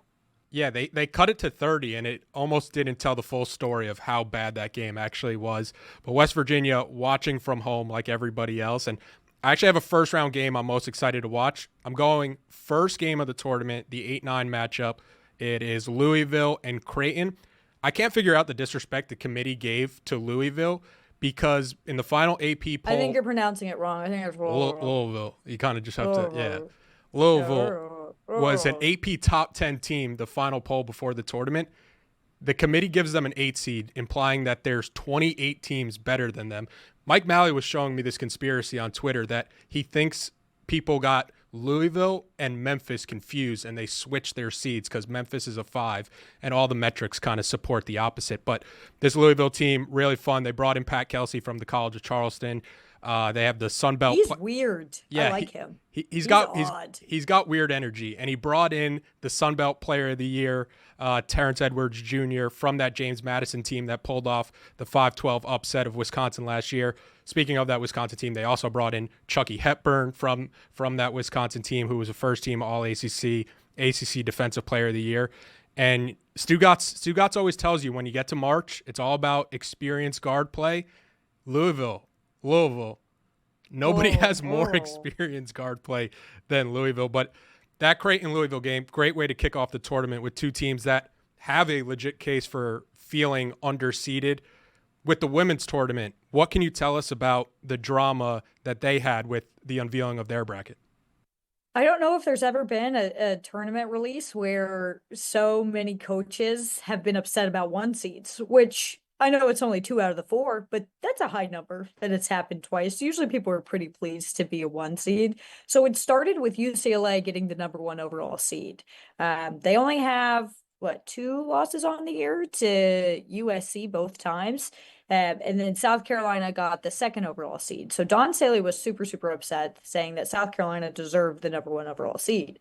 Eye test, she's absolutely right. Correct. What South Carolina did after that UConn loss, which was awful. It was a terrible loss. I haven't seen South Carolina lose like that in a very long time. They've completely turned it around. They are playing like the best team in the country. And then you saw that in the SEC championship where Texas didn't stand a chance. It was all South Carolina the entire time. So Dawn Staley comes out and she's like, we should be the number 1 overall seed. This is messed up. And then she kind of pulled a little bit what Alabama did when they were left out of the playoff and was like, we're not going to schedule tough teams anymore if we're not going to be rewarded for that. Which I was like, okay. And I do agree that South Carolina is the best team in this field. They probably should have been the number 1 overall seed. However, UCLA was the number 1 overall seed. UCLA has a head-to-head win over South Carolina. And when they have a head-to-head win over a team, you're like, oh, girl, I think you're right, but they do have a head-to-head win over you, and it's hard to argue with that. And so I do think it's totally valid. I think they're the best team in the tournament. I think they're going to win the whole thing this year, especially because I think that Dawn Staley definitely believes her team is the best overall team in this field. I think she's doing a little bit of the Kirby Smart thing, Everybody's doubting you. They didn't even think you were the best team in the country. No one believes in you, South Carolina women's basketball. And so now that there's somewhat of a chip on the shoulder for South Carolina, I think it's pretty much over for everybody else.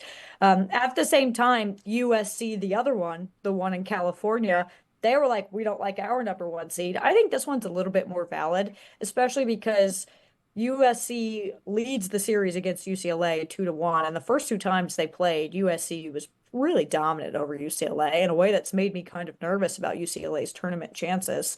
And so USC got the 4th overall highest seed, which just doesn't really sit right when they have those head-to-head wins over UCLA. I understand that UCLA beat them in the Big Ten championship game, but that game was dominated by USC for a large chunk of it. UCLA just came back and kind of had one of those moments. And so what's really upsetting is that USC got UConn as the 2 seed in their region, and nobody every 2 seed is good, but UConn is a particularly good 2 seed. As we talked about just a little bit ago, UConn beat the brakes off South Carolina. This is not your average 2 seed. And so the fans are super upset because it's Juju Page is a matchup you get in the Final Four, not the Elite 8. So USC is unhappy about their seeding. The other USC is unhappy about their seeding. Texas and UCLA, pretty quiet. They seem to be pleased with everything. Someone in my ear just said that Dan found out about this and he wants me out of the studio immediately. So I'll leave with one final stat. In the first 13 NCAA men's basketball tournaments that have featured the first 4, at least one first 4 team has survived until the round of 32 in all but one of those seasons. So if you're looking for that first 4 team that will most likely advance past Thursday and Friday, all bias aside, it's got to be North Carolina. Don't you have work to do? This episode of the Dan Le Batard Show with Stugotz is presented by DraftKings. DraftKings, the crown is yours. Les Taylor. Just less. He killed it. More. The show? He's been right about a lot, and he knows ball. Everyone knows that about Taylor. And this is March, last I checked. Taylor! They told us the SEC was 10 bits better than the ACC. Why do they keep doing this? Who could have seen Texas, the team that was 8-13 since January 1st, losing? Who could have possibly seen that coming? Talk your shit, Taylor. 6-12 in the conference. Texas was. Ooh, give him that stat. No, give him that stat that you gave me. I have to get my phone out.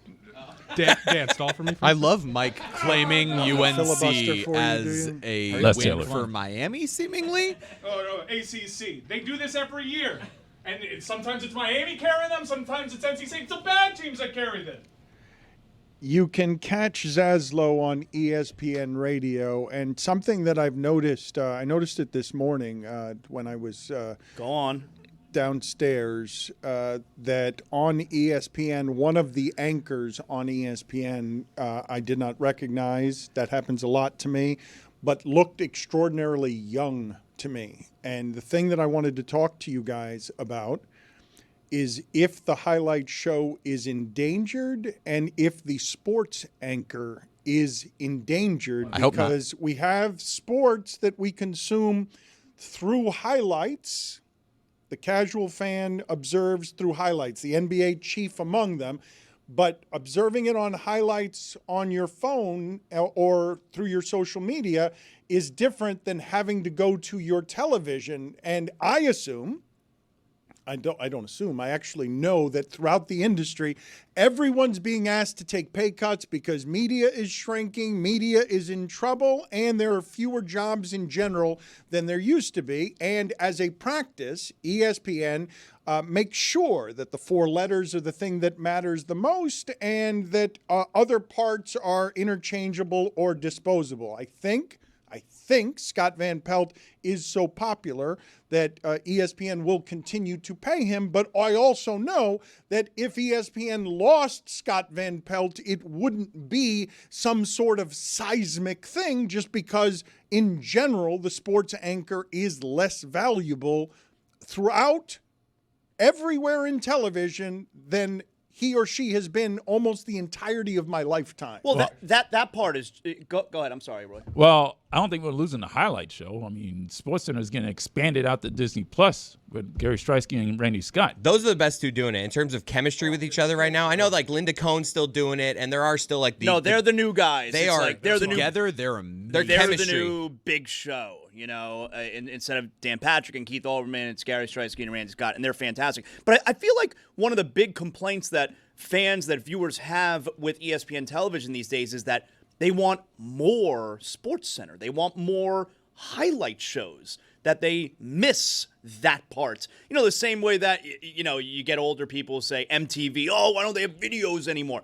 I feel like we're in that place with ESPN where they want more SportsCenter. And Scott Van Pelt, by the way, I think you're wrong about that part because that show is pretty damn important. He gets amazing guests after all the big games, be it, you know, if it's college football game or if it's NBA or even if it's, you know, for the next year, Major League Baseball. He gets the great guests on the field, on the court right after the game. That show's pretty popular. Yeah. I think you're wrong about the Scott Van Pelt part. And it fixed a ratings issue with the that time slot SportsCenter. I read a think piece that actually said stop thinking of him as a sports anchor, start thinking of him as a late night talk show host because his ratings kind of command that a little bit. You need to start, well, that is good spin from the agent trying to get incredible spin. No, this is my price range. I'm more like Jon Stewart price range than Randy Scott price range, but that you should absolutely think of him as a nighttime host because he's emceeing an evening talk show.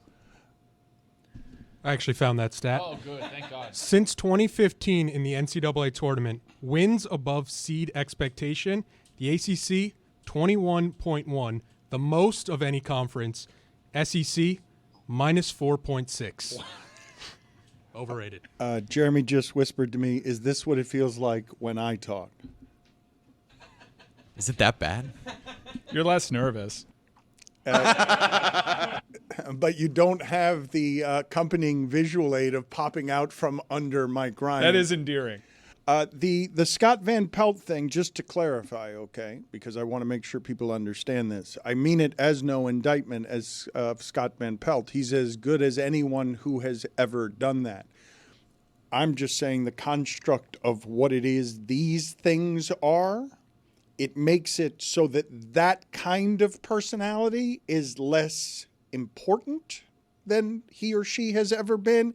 And the movement throughout the industry seems to be that it doesn't matter who the anchors are. You guys are telling me that there's a new big show because Dan Patrick and Keith Olbermann changed television, but they were also at the center of bucking up against ESPN on ESPN wanted them to change television, but wanted ESPN to get the credit for changing television, not any individual to have the personal power to be able to do anything that harms those letters if they leave. In fact, I would say that one of the chief forms of leadership at ESPN has been simply to make sure that no one else establishes the precedent of being more important than the other folks on the network. It's we important. Experience that. Yeah, well, I mean, I would say that just in general, it's not even a bad thing to do as a business because it's one way to keep costs down. So I like that late show. I like Scott Van Pelt as a personality, but I don't believe that if I suddenly took Scott Van Pelt off of that and did a form of the same show, that the larger entity of ESPN would be harmed any more than it's already harmed by whatever it is that you think the defections or the loss of quality is. You're getting buy-in from Chris here, but the ratings speak for themselves. Like when he took over, he saved that show that was in freefall, and he's built an audience. So I guess in the hypothetical I would agree with you, but I have real-life examples and data that backs up that he matters. I think it's on the crawl right now on ESPN. Dan Le Batard says Scott Van Pelt, not important. Not what I said, not what I would ever say. I would say that if ESPN chooses to make its midnight flagship something that it's pouring all of its resources in, because one of the things you guys just said is, oh, he's got the greatest guest. That has nothing to do with Scott Van Pelt. Partnerships with leagues. Like that Scott Van Pelt is being put in a good position to have maximum support and resources and do that better than most people have ever done it. But the way that he's created moments in these interviews and relationships with the people that he's interviewing makes it so that the people who are being interviewed actually want to participate. Because we've seen, we see it on regional sports broadcasts. We see it during games in between quarters. Yeah, it's not just, hey, you're nobody about wants to be to on talk with so-and-so. It's right. like, oh, all right, I'm going on with Scott Van Pelt. It's Scott Van Pelt, and that matters. And I don't know that Stephen A. included, I don't know that there's another personality at ESPN that could be hosting that particular show at that particular time that would be able to have the viewership, comfort with the athletes, and ability to be serious and joke around the way that SVP does. He's a singular talent at that network right now. Wow, that's something to say there, even as I admire all of his Why did gifts. they show my fist pump? He made a good point. That's an excellent point because it's a good point. Okay. He can be humorous, but like say there was something tragic, God forbid, something tragic happens in sports. ESPN's putting a call in. I think he's a trusted guy now. They're bringing in SVP, and he's going to anchor that coverage. Yeah, I think so. Got a couple of top 5 lists for you here on college basketball-related content. What are you shrugging your shoulders about here, I'm saying Tony? finally, Dan. We got 47 games in the next 2 days. We've talked zero. Zilch. I thought you wanted mine. I got one too.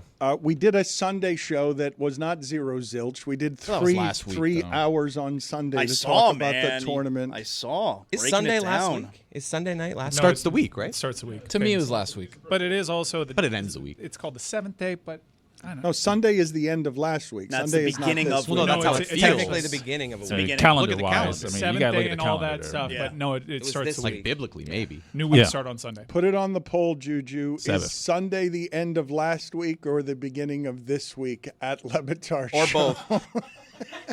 This one's going to be hotly contested, I even don't though there think is so. a legitimate answer. No, I think you say the calendar, and I'm saying what's going last to week, come Daniel. back on this poll is that Sunday was last week, that Monday is the beginning of the week, that when your work week starts, that's the beginning of the week. I don't care what the calendar says. Your boss says get to work.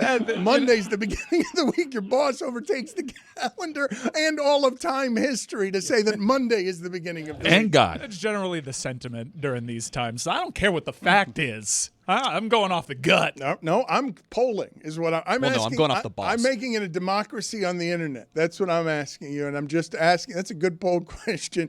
And wait till you get shocked by everyone's going to say Monday. Everyone's going to get this one wrong, even though you say the fact is this. Everyone's going to go with not the fact.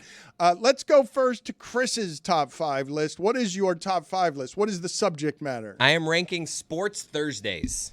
Top 5 Thursdays on the sports calendar. All right. Any OLIs here, or just no OLIs? All right. So are there 5 great sports Thursdays, Yaslow? I don't think that's why there are no OLIs. Because I could think think there's some. I think you can. Yeah. You think you can come up with 6? Well, should I give a few right at the top of my head? No, you wait. can't ruin his You'll list. undercut my entire list. There are only 5. and I don't know Slim how. pickings already. I'm not totally sure how he's going to get to 5. You better not leave any of mine off. Well, I don't think there are 6. So let's see what his number 5 is. Number 5 is Thanksgiving. Football, 3 football games. You got 4 better than that. I do. Number 4, opening night, NFL, week 1. So it's last few years, it's been Thursday night. Hall of Fame game? Number 3, NFL draft, round 1. So it's all football. Thursday night. You got that better than the first game of the NFL There's season? something about the draft. Yeah, because my team's usually not playing. It's like Bills, Chiefs. Like, I like it, Well, but the it's draft, everyone's got hope. Your team is never playing because it's the defending champion. Yeah. It's kicking Right. off. But, actually not true. They got to play another team than the Culpepper. It's never the Steelers Dolphins, game. though. Yeah. Number 2, today, March Madness, Thursday. 12:15, Creighton, Louisville. I think I know number 1. Yeah, we all do. Number 1, Masters Thursday. That's pretty easy what he just did. That was like nothing. Yeah. Do you have a 6th one? No. I probably would have had trouble coming up with 5 because I would not have had the NFL draft there. Jeremy tried to make the argument for MLB opening day. Regular. It falls on a Thursday. Regular this week. opening day. It's not. No. It fell on. It's 6 a.m. on a Thursday. Well, it's next Thursday. It's technically next Thursday. Sandy versus Skeens, Dan. Oh, next Thursday. Okay, so that not the fake opening day, the real opening day. Yeah. Okay. And Tony's top 5 list is just 5 players to watch. No. Don't do that too. Don't diminish what we're doing here, okay? The NCAA tournament, everybody on the planet will be watching this. Maybe not everybody, but a lot of people on the planet will be watching I'm this. building Chris? out a DK lineup. I'm watching this one. And Tony's top 5 right here is sponsored by Jimmy John's. They're finally here, and they're hot. Try the new toasted sandwiches at Jimmy John's. Order one today. So, Dan, what we're going to be doing is the top 5 guys you need to be watching during this NCAA tournament, right? Which is different from what I said. Yes, completely different from what you said. I don't know what you said, but I didn't like it. Okay, it didn't sound like you liked it. And not everyone is going to be watching the tournament, not even most people. And you say a lot of people are going to be watching. But when it comes to Earth, it's not even a lot of people. But continue. The gamblers will be watching. That's Yes. what's most important. The gamblers will be watching and taking note of, again, these top 5s. Well, there isn't, like, I saw John Oliver do a piece last week on sports betting, and one of the things that he did was point out, among other things, that people are betting on ping pong and betting on ping pong in Poland.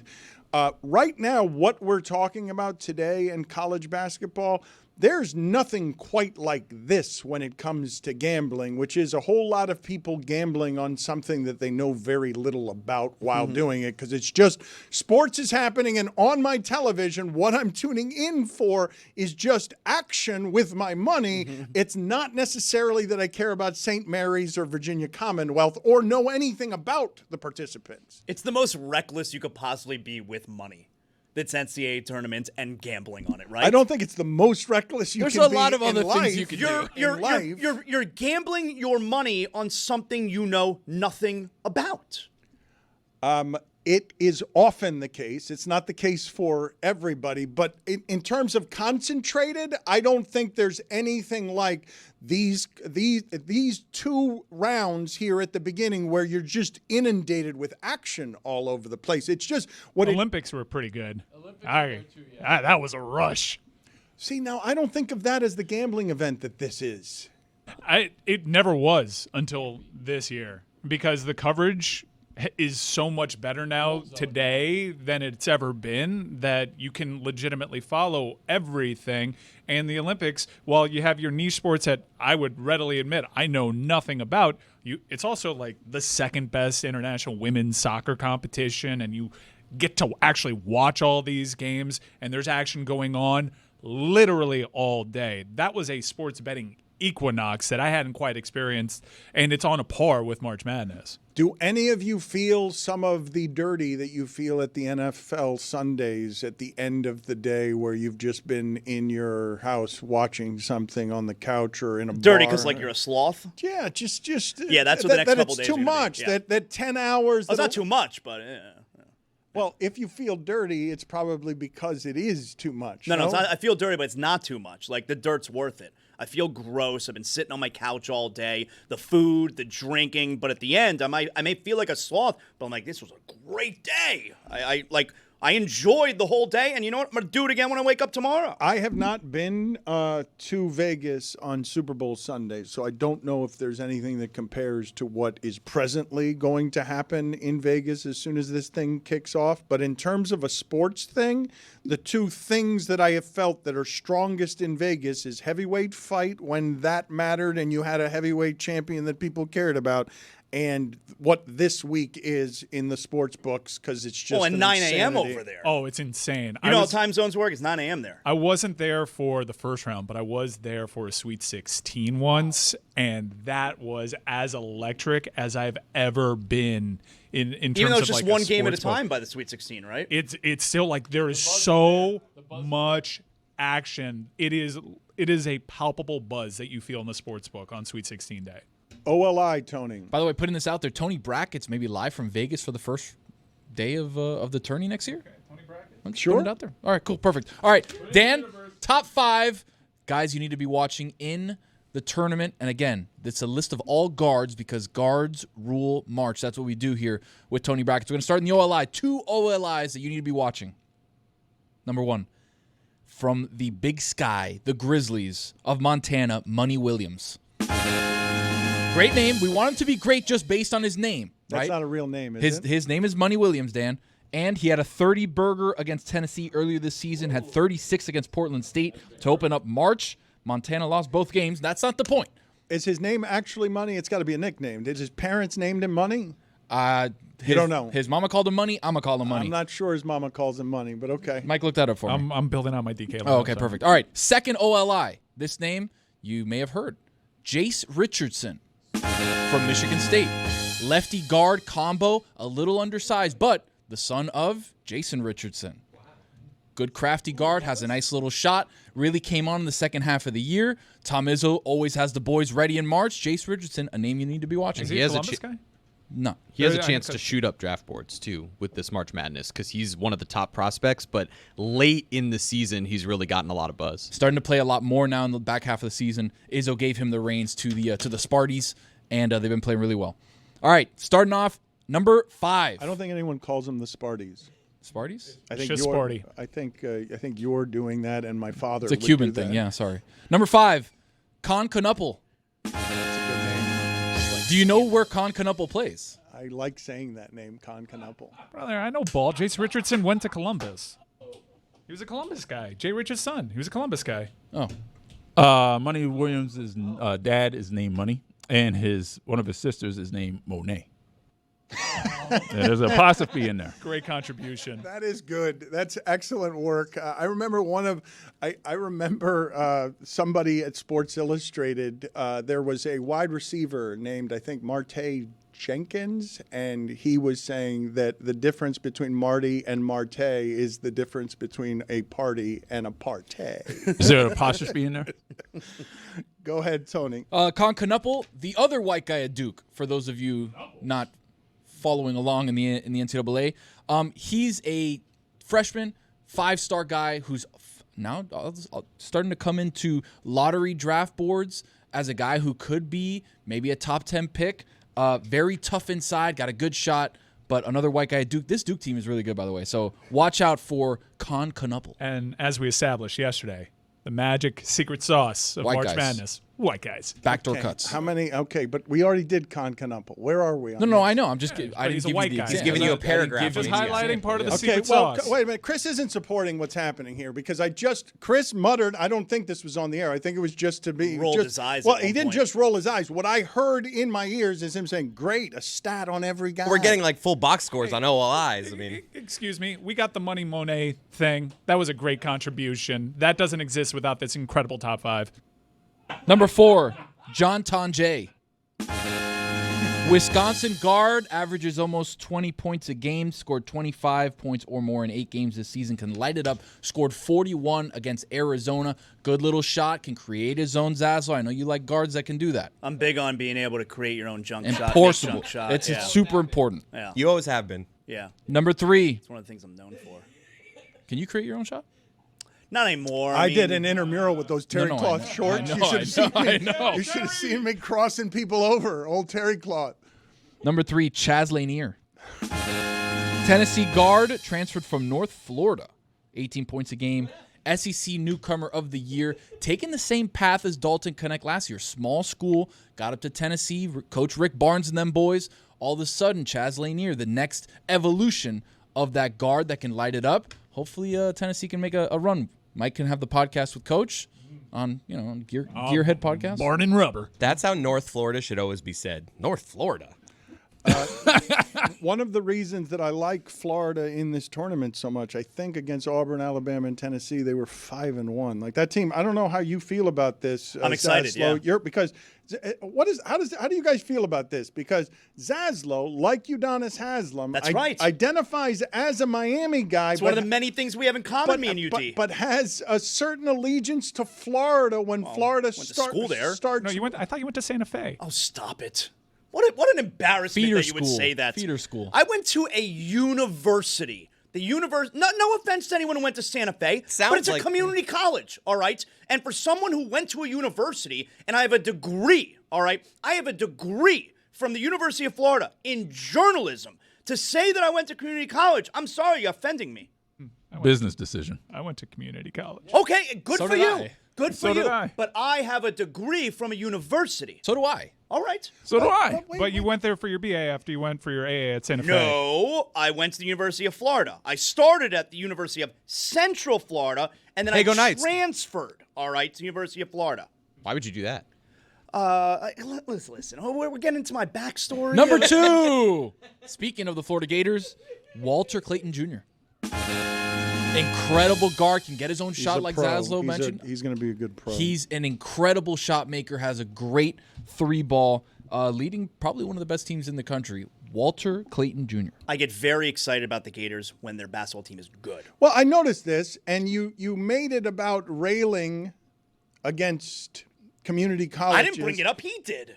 Dismissed it, though. No, but the thing that I think you did it to aggravate me. The thing that you did is that you deflected from me saying that you're a Miami fan, Miami through and through, right up until the Gators are good at something, and then all of a sudden you're orange and blue. Well, I'm allowed to. It's my school. Yeah, but when it comes to football, much like Udonis Haslem, that is just Canes. go Canes. Yes, all day. Canes, because that's what's best for business. I do a podcast called Yaslow Show 2.0. No one who's listening to Yaslow Show 2.0, a very, very minute number of the millions of listeners care about the Florida Gators. A lot of them care about the Miami Hurricanes. And I do a podcast in Miami, not Gainesville. So I need the Hurricanes to do well. That's what's best for business. Again, though, you identify as a Miami person, and to me it feels wrong to identify as a Miami person and then have this undercurrent of traitorous orange and blue. But you say I identify as if like I'm choosing. No, I am a Miami person. I'm not. It's not a choice. It's not something I identify with. I am a Miami person. You publicly I've lived present my whole life as you are Miami first. Yeah. And I don't know that these two things are allowed to coexist. Why not? I'm from Miami. I've lived here my whole life, except when I went to school at the University of Because Florida. Miami people hate University of Florida people. That's how that one works. And so you and Udonis Haslem are the rare few that I point to, and I'm like, those are mixed allegiances. Just be careful there. what you say about us. I as someone that is a Hurricane fan that didn't go to the school too, I have the utmost respect for people that went to other schools. Yeah, how about and that? Still, like, I'm an amazing Miami Hurricanes fan. I went to UF and I still root for the But Hurricanes. what I don't like is that you still like root for UF when convenient. Yeah, it's my school. I know plenty of people that went to FSU that are like they don't root for FSU at all in anything in their Canes through and through. Well, when my school's good, I show out. Okay, but that's what I'm objecting to. What I'm objecting to is how bandwagon that is. That's okay. Number 1, Cam Jones for Marquette. Probably the number 1 bucket getter of the tournament, Cousy Award finalist, left-handed. And you know when you get that left-handed bucket getter, you can get some different angles, finishing at the hoop, getting different angles in the paint. He does everything for Marquette, leads them in points, assists, second in rebounds, and a guy who can get hot at the right time and carry a team, kind of like Kemba Walker did back in the day. Wow. Cam Jones for Marquette, Shaka Smart and them boys. Santa Fe Community College really make me angry, man. It's insulting. That's all I'm saying, man. It's I insulting. could have sworn you went there. I'm picturing a player that gets hot at the wrong time. It's like he's at home. He's like, why'd I get hot here? Damn. That guy gets hot at the right time. It's like, oh, we're in a game right now. Perfect. Swish. I wanted to ask you guys, I do not watch and have never watched any reality television. I'm going to have a hard time saying to you guys in my entire history or in the history of reality television, I'll be someone who has trouble naming. Like you never watched The Real World? Reality shows. No, I never got into any of that stuff. However, I am interested in something that I feel like the grand majority of people are not interested in, at least in part because they find the subject unlikable. The Alec Baldwin reality show on Max, where they're showing you the innards of his life when his wife presents as Hispanic but isn't Hispanic. They have 7 kids and 6 animals, and he's OCD. So about cleanliness and stuff, that's a bit of a nightmare to have 7 kids, 6 animals, and be OCD about cleanliness. But they're also in his life as all of this stuff happens around him, where he's killed somebody and is headed to trial because on the set a gun went off and he was holding the gun. I have found, I'm only a couple of episodes in, and I've found it interesting, but I think that a lot of people really don't like Alec Baldwin for reasons ranging from arrogance to politics to behavior with the paparazzi and stuff. Doesn't seem to like being famous at this point, but to me, being in that man's life at that time, like really in his life, is interesting viewing. Where are you guys on this? Because I don't think many people are watching it, and when I've brought it up before, no one's interested in talking about it, and I'm not sure why. Well, I have zero sympathy for the guy that doesn't enjoy being particularly famous when he's doing this reality show right now. Like, you're going to have to miss me on the I don't like all the fame that's surrounding me. But as someone who doesn't do reality TV, why is this the one that you're picking? I'm interested in Alec Baldwin. I've been interested in Alec Baldwin. I'll tell you why. I read a long profile on him many years ago when I thought of him as a very accomplished actor and a bit of a movie star. And he was saying in the article, with uncommon vulnerability and self-awareness, I've failed as a movie star. Yeah, because he's not a leading man, right? Hank Azaria would say that after Birdcage, what famous people get who have a hit movie or show like Jeremy Piven or whatever is you get 3 chances. They'll give you 3 movies, and Hank Azaria chose Mystery Alaska and Godzilla and something else. Good movie. And then never got to be like the star principal again. Jeremy Piven got this after Entourage, where he got a couple of chances and then didn't get more chances after that. Alec Baldwin was talking about himself as a failure, and the awareness of it made him someone I'm interested in. I bought his biography, and his wild arrogance is also something I'm interested in. But the rest of you just find him not likable. Aaron Rodgers is running into this. These reports yesterday about Aaron Rodgers is having all sorts of trouble getting any media jobs as a possibility as a fallback to retiring because the executives being quoted are calling him insufferable. Like, there's a likability factor that you kind of need if you want people. This is what Scott Van Pelt has, where you're talking about, I enjoy spending time with this person. They have a personality that is likable. So you say she's not Hispanic but pretends to be Hispanic? Yeah, she's got an accent and everything. She speaks Spanish, She's but in Hispanic face? Like, I don't get it. She's not Hispanic. I don't like that. I don't like that. I mean, it's not something you see every day. It's not very common to have someone speaking in a Spanish accent when they're not Hispanic. Like, I want to put this on the poll, even though I know the answer to this question here amid our audience, just because we talk too much about Chris Cody owning a Cesta Cyclones highlight team. But I just want to put on the poll at Le Batard Show the question, do you know what highlight is? at Le Batard Show. And I also want to put on there, is the sports anchor endangered?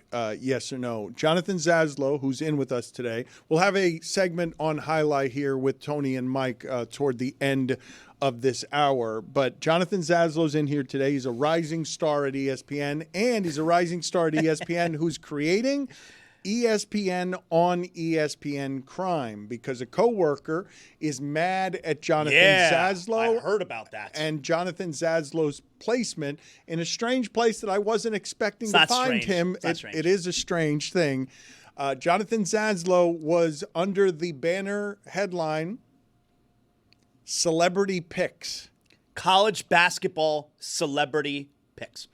I don't understand how you're a celebrity. I didn't understand entirely how Jay Billis would be considered a celebrity at ESPN. These are just expert picks. They're not celebrity picks. And somebody's mad that Jonathan Yaslow gets to make picks and that they don't get to make picks. My name's right up top there. You got Dick Vitale, and it's a picture of him, and it's who he selects, and it's Seth Greenberg, and it's Jay Billis, and it's me. I'm right next to those guys, and there's my pick. Obviously, I picked the Florida Gators. That's my alma mater. But I'm right there. I'm right there on the Tournament Challenge app where you can compete against celebrities like myself. I'm right there. And from what I understand, not everybody is pleased with me being – because apparently my picture, my name is one of the first ones there. Clinton Yates, ESPN Radio. I heard today he is not pleased that my name is right, that my picture, my name is front and center, and he's not there. He's not happy about it. Hang with him, Clinton. Put it on the poll. Hang with him, Clinton. Yes or no? Roy, I saw a look across your face. I didn't know what it is that the thought was, so if you would like to share it with us, I'm here for it. Yeah, probably not a good idea for me to share that right now. But, okay. Clinton Yates, good guy. I'm going to defend him in most aspects of Did you just life. No comment me, Roy? Yes, I did. I'm with him on You're that. putting me in a bad spot here. No comment. Roy, you were producing the day that he slept, the day that he was supposed to fill in, right? Yes, I was there. Cool. Yeah. I don't know what the look was on your face. I was confused by the look on your face. Clinton Yates is complaining about something. I'm a celebrity picker. That's not my fault. Come on. I don't feel like any of those people should be classified as celebrity pickers if all they're doing is being experts picking games on that website. Like, might be celebrities outside of ESPN, but I think if they're, Well, it's because you're competing against us. You're competing against the celebrities. That's the point in the app, in the Tournament Challenge.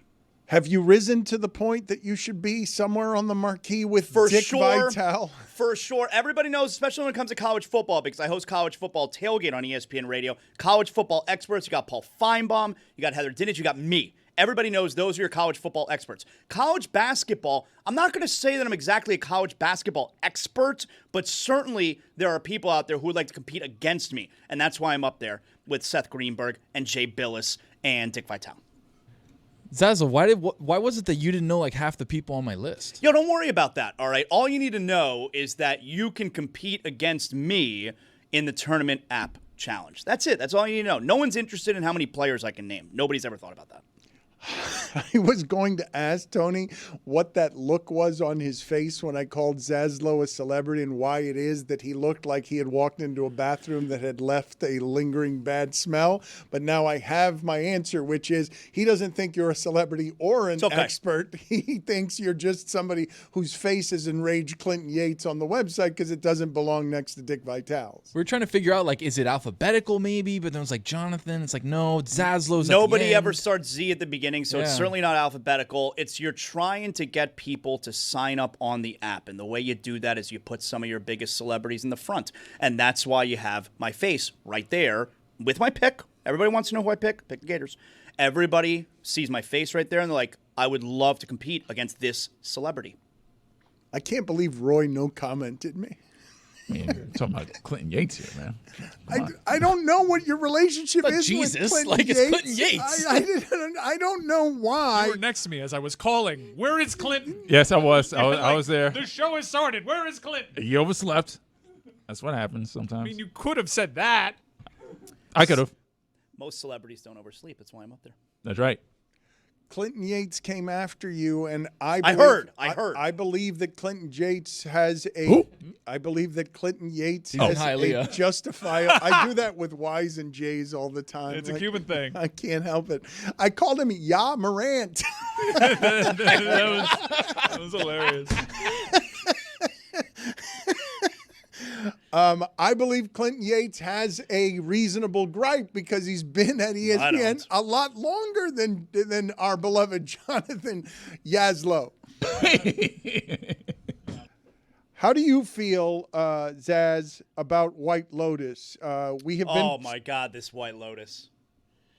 Go on. I'm sorry. No, that's all right. I mean, you take Okay, it from all here. I'm saying is I've been watching this White Lotus now for 3 seasons, and I'm watching this one. I watch every single week, and I really enjoy the show. Let's not, brush that under the rug. I like the show, but I sit there and I watch this show every single week, and nothing happens. Nothing happens. Every single week, I sit there waiting for something. Now, something kind of happened this past week. A little incest. Something kind of happened this week. But for the most part, every single week, is there such thing as a little incest? Every single week, I'm waiting for something to happen. And the only thing that ever happens in the show is in the final episode. Nothing happens the entire season. I'm just sitting there with nothing.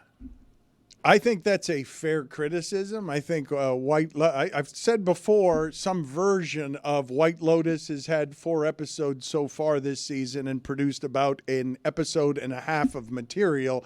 But when he says a little incest, spoiler alert, because I've gotten in trouble for that this week, I did have a visceral reaction. It was a strangely visceral reaction. Again, spoiler alert here, so that he's left it vague enough that you don't know who the incest is between.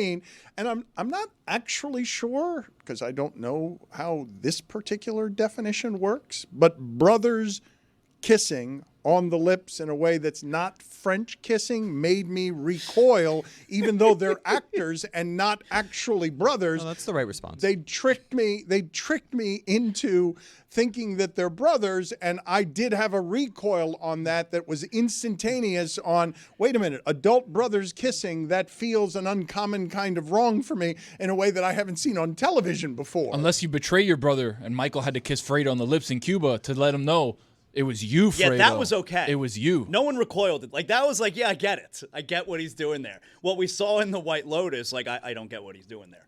And part of the weirdness, I guess, was that one of them seemingly really enjoyed it, and the other one did not like it at all. And I was like, well, he was questioning whether or not he liked it, I think is really what's going on. Well, they were on X.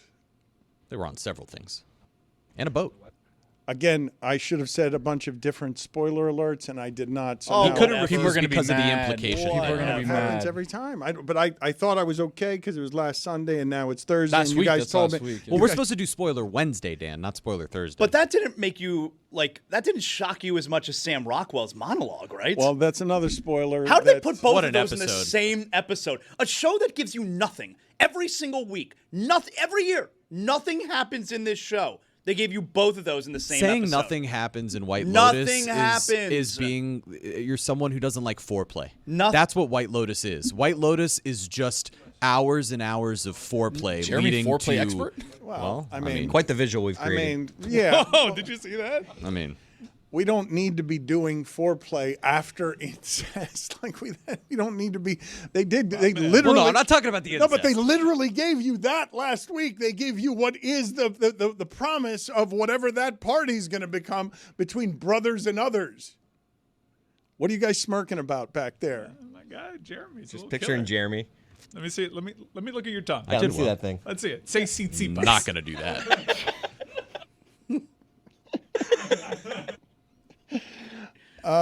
You did create, Jeremy, for everybody the discomfort of really, Jeremy, you're going to be confident foreplay guy. I like it. Hey, do you do man. that? Do you do that fist bump? Everywhere else, I am a confident person, just not this studio.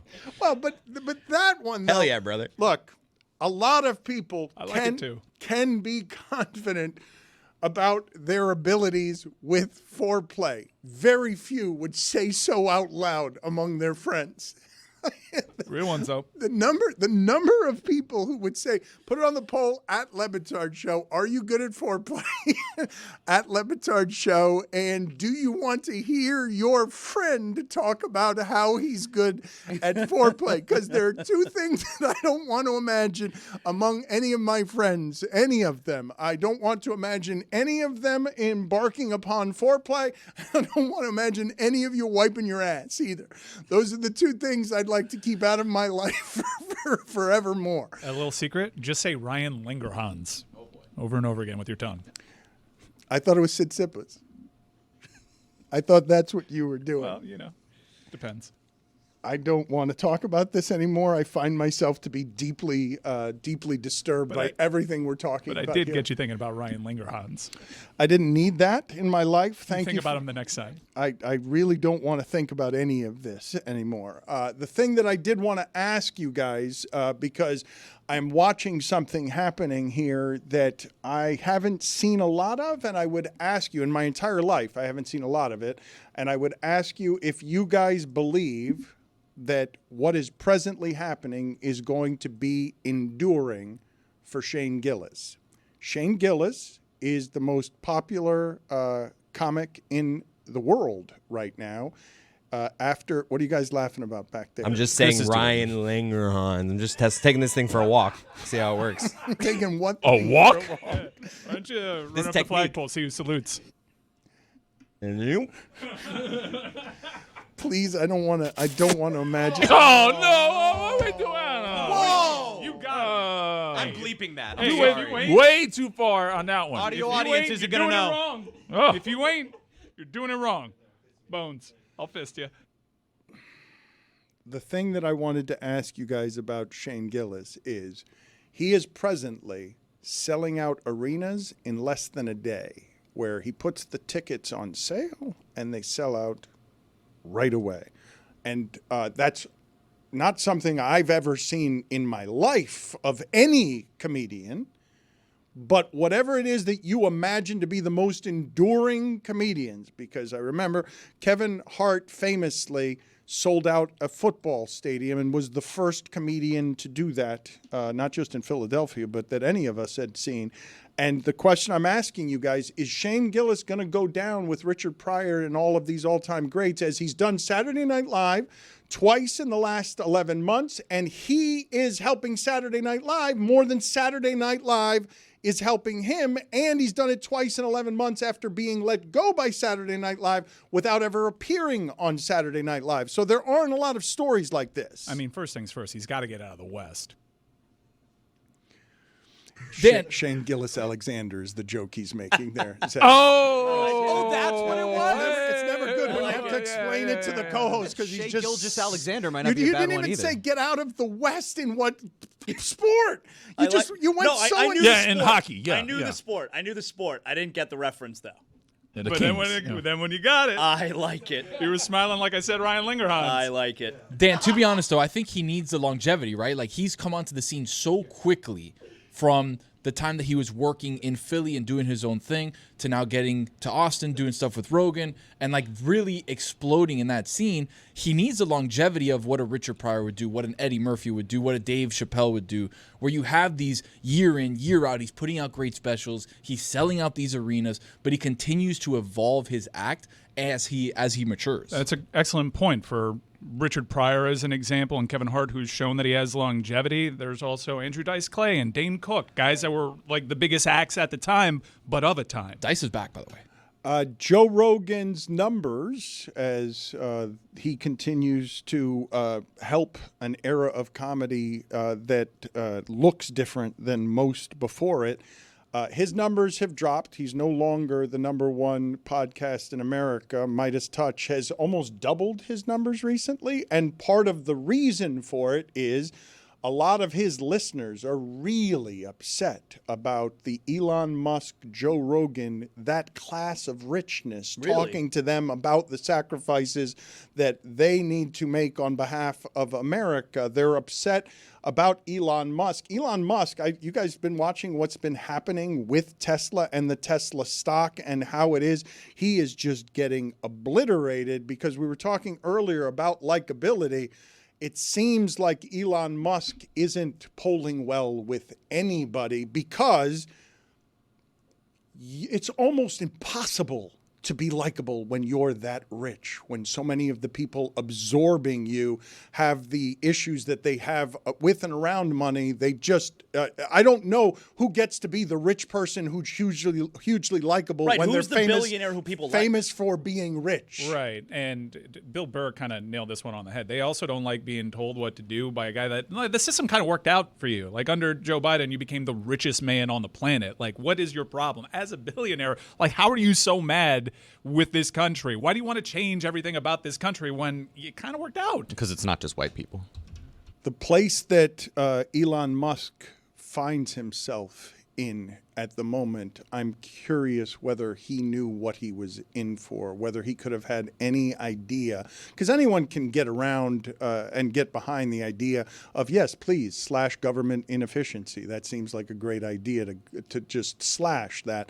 But the intended and unintended consequences of that, when you're doing something like paying $44 billion to be the popular high school kid who has bought Twitter, my guess is that he had not accounted for the backlash on, we don't like you. Like, I thought that was what he was trying to buy.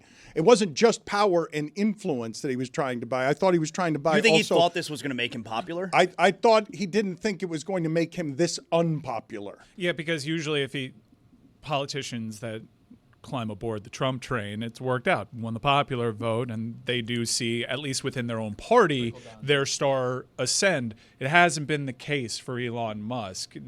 That could also be because part of the campaign, even though he was adjacent to the campaign, the size and scope of his job, it wasn't really a campaign issue. So there is a bait and switch aspect to all the power that he's getting. But yeah, this is billionaires. It's a type of super villain. It's like a Bond villain type of guy. No one's like, Bond villain is a path to likability. No, he's Lex Luthor, is what it feels like, right?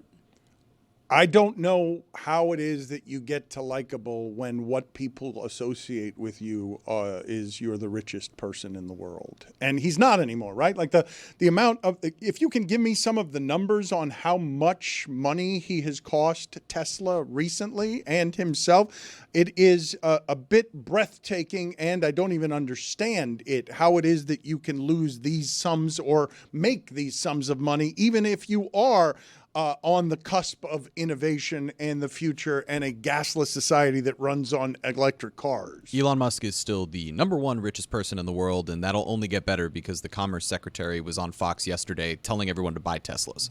Which is super legal. But imagine you have somebody who is the richest person in the world, has gone through all these things, and is still the richest person in the world, even though he lost all this money on stock. So how far ahead was he to then tumble to then still be there? Bezos lost half of his wealth in the divorce, and then quickly made it right back immediately after being divorced because of the separation between the wealthiest people in the world now and the people who don't have money. Yeah, percentages on interest. Like, you can make that back very, very easily. The Tesla thing, though, like, there's a subtext to why he did that thing at the White House, too, is because when he purchased X, he borrowed money to purchase X, and as collateral, he put up shares of Tesla. So if it dips below a certain price, that puts the X thing in jeopardy. Let's go now here to this highlight thing that Mike and Tony did. I'd like to watch this together because what would you guys tell people by way of tease on what this is? Well, I would love for people to come out on Friday night. The Cyclones are playing. Fridays are open to the public. It's the only day that Battle Court is open to the public. It is free to attend. We are going to have a big crew out there. A lot of people from the show are going to be rooting our Cessna Cyclones. Even though they're just the Cyclones now, it's hard. Cessna Cyclones is so close to my heart. But we're going to be out there causing a ruckus, causing a scene. Cheap drinks. Come on out. Have a good time with us. Dan, this is part of the Tony Tonight series where we uncover, it's my love letter to Miami and the things that we do and the places that we go. A big piece of Miami history is highlight and understanding what that means in its context of the sport and what it means to Miami and the Hispanic culture that it comes from Spain down to Miami. I talked to Mike, who's obviously a co-owner of one of the teams. Good get. Yeah, great get. Well, this was also several months ago, so I'm going to be made very uncomfortable with how I look. Fat? Were you fat? Yes, you could say that. You know, whatever. And then we got players, we got coaches, we got a whole bunch of people. So this is Tony Tunite invades Highlight. All right, we're here with the king of the battle court. We're here with the mayor of the Magic City Fronton, Mike Ryan Ruiz, owner of the Cyclones. Co-owner. Co-owner of the Cyclones. Co-owner. Where's your other co-owner? I think Bahamar. It's a nice spot. Yeah. He's already in Cancun, depending on how you look at it. The season hasn't going the exactly other way. gone our way. How does it feel to be an owner of a highlight team? Battle court team. Battle court. There is a difference. For the uninitiated, there is the great sport of highlight, which originated in the Basque region. And what Battle Court has done is applied a team concept to it. It works kind of like team racquetball in a sense. Florida's the only place where this sport is played in this country. And Battle Court is a very unique version of the sport that is played nowhere else. So it's Battle Court. I feel like growing up, highlight used to be a big deal, right? Back in the 80s, you would have this place packed, thousands of people watching highlight. Yeah. The transition from then to now, like what's happened with highlight as a sport? Well, I think the sport is right now at an exciting inflection point, and it's accessible nationwide via YouTube, the Highlight app, Watch ESPN and ESPN3. I wasn't quite at the age where it was peaking and it was a place to see and be seen, but I'm of the age where these places started closing down. Danny Alai is still kind of cooking, keeping the sport alive, but there used to be plenty of other places nearby where you can watch highlight, and it kind of got sad, and our show has a very proud history of trying to do its best to revive it. Come on, Stugotz!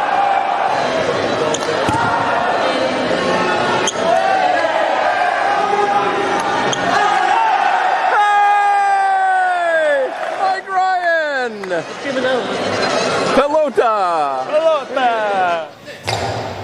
A real natural fit that the Le Batard Show and cast members adjacent to it are linking up with Reviving Battle Court it. and trying to revive it. I think you've been out here for a game before. Multiple times I've been out here. It's a fun atmosphere. We get people into it. Our side in particular starts chanting and acting all sorts of ridiculous. It's a real fun way to spend a Friday night. And well, all I want is people to give it a chance. Did you know how much was going to go into being a highlight owner?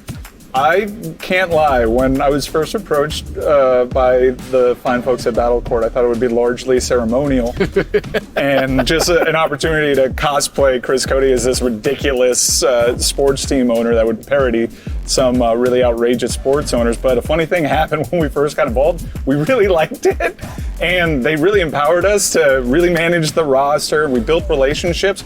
I watch so much highlight. I'm not gambling again. I honor the code. I don't take action in the sport, but I like scouting. I like pretending like I know what I'm talking about. Like I said, we have a proud track record. If you follow the sport closely enough, you can kind of GM it. Do you think that highlight is a sport that is accessible enough for kids to start growing up and playing it, right? You know, we were talking about that before.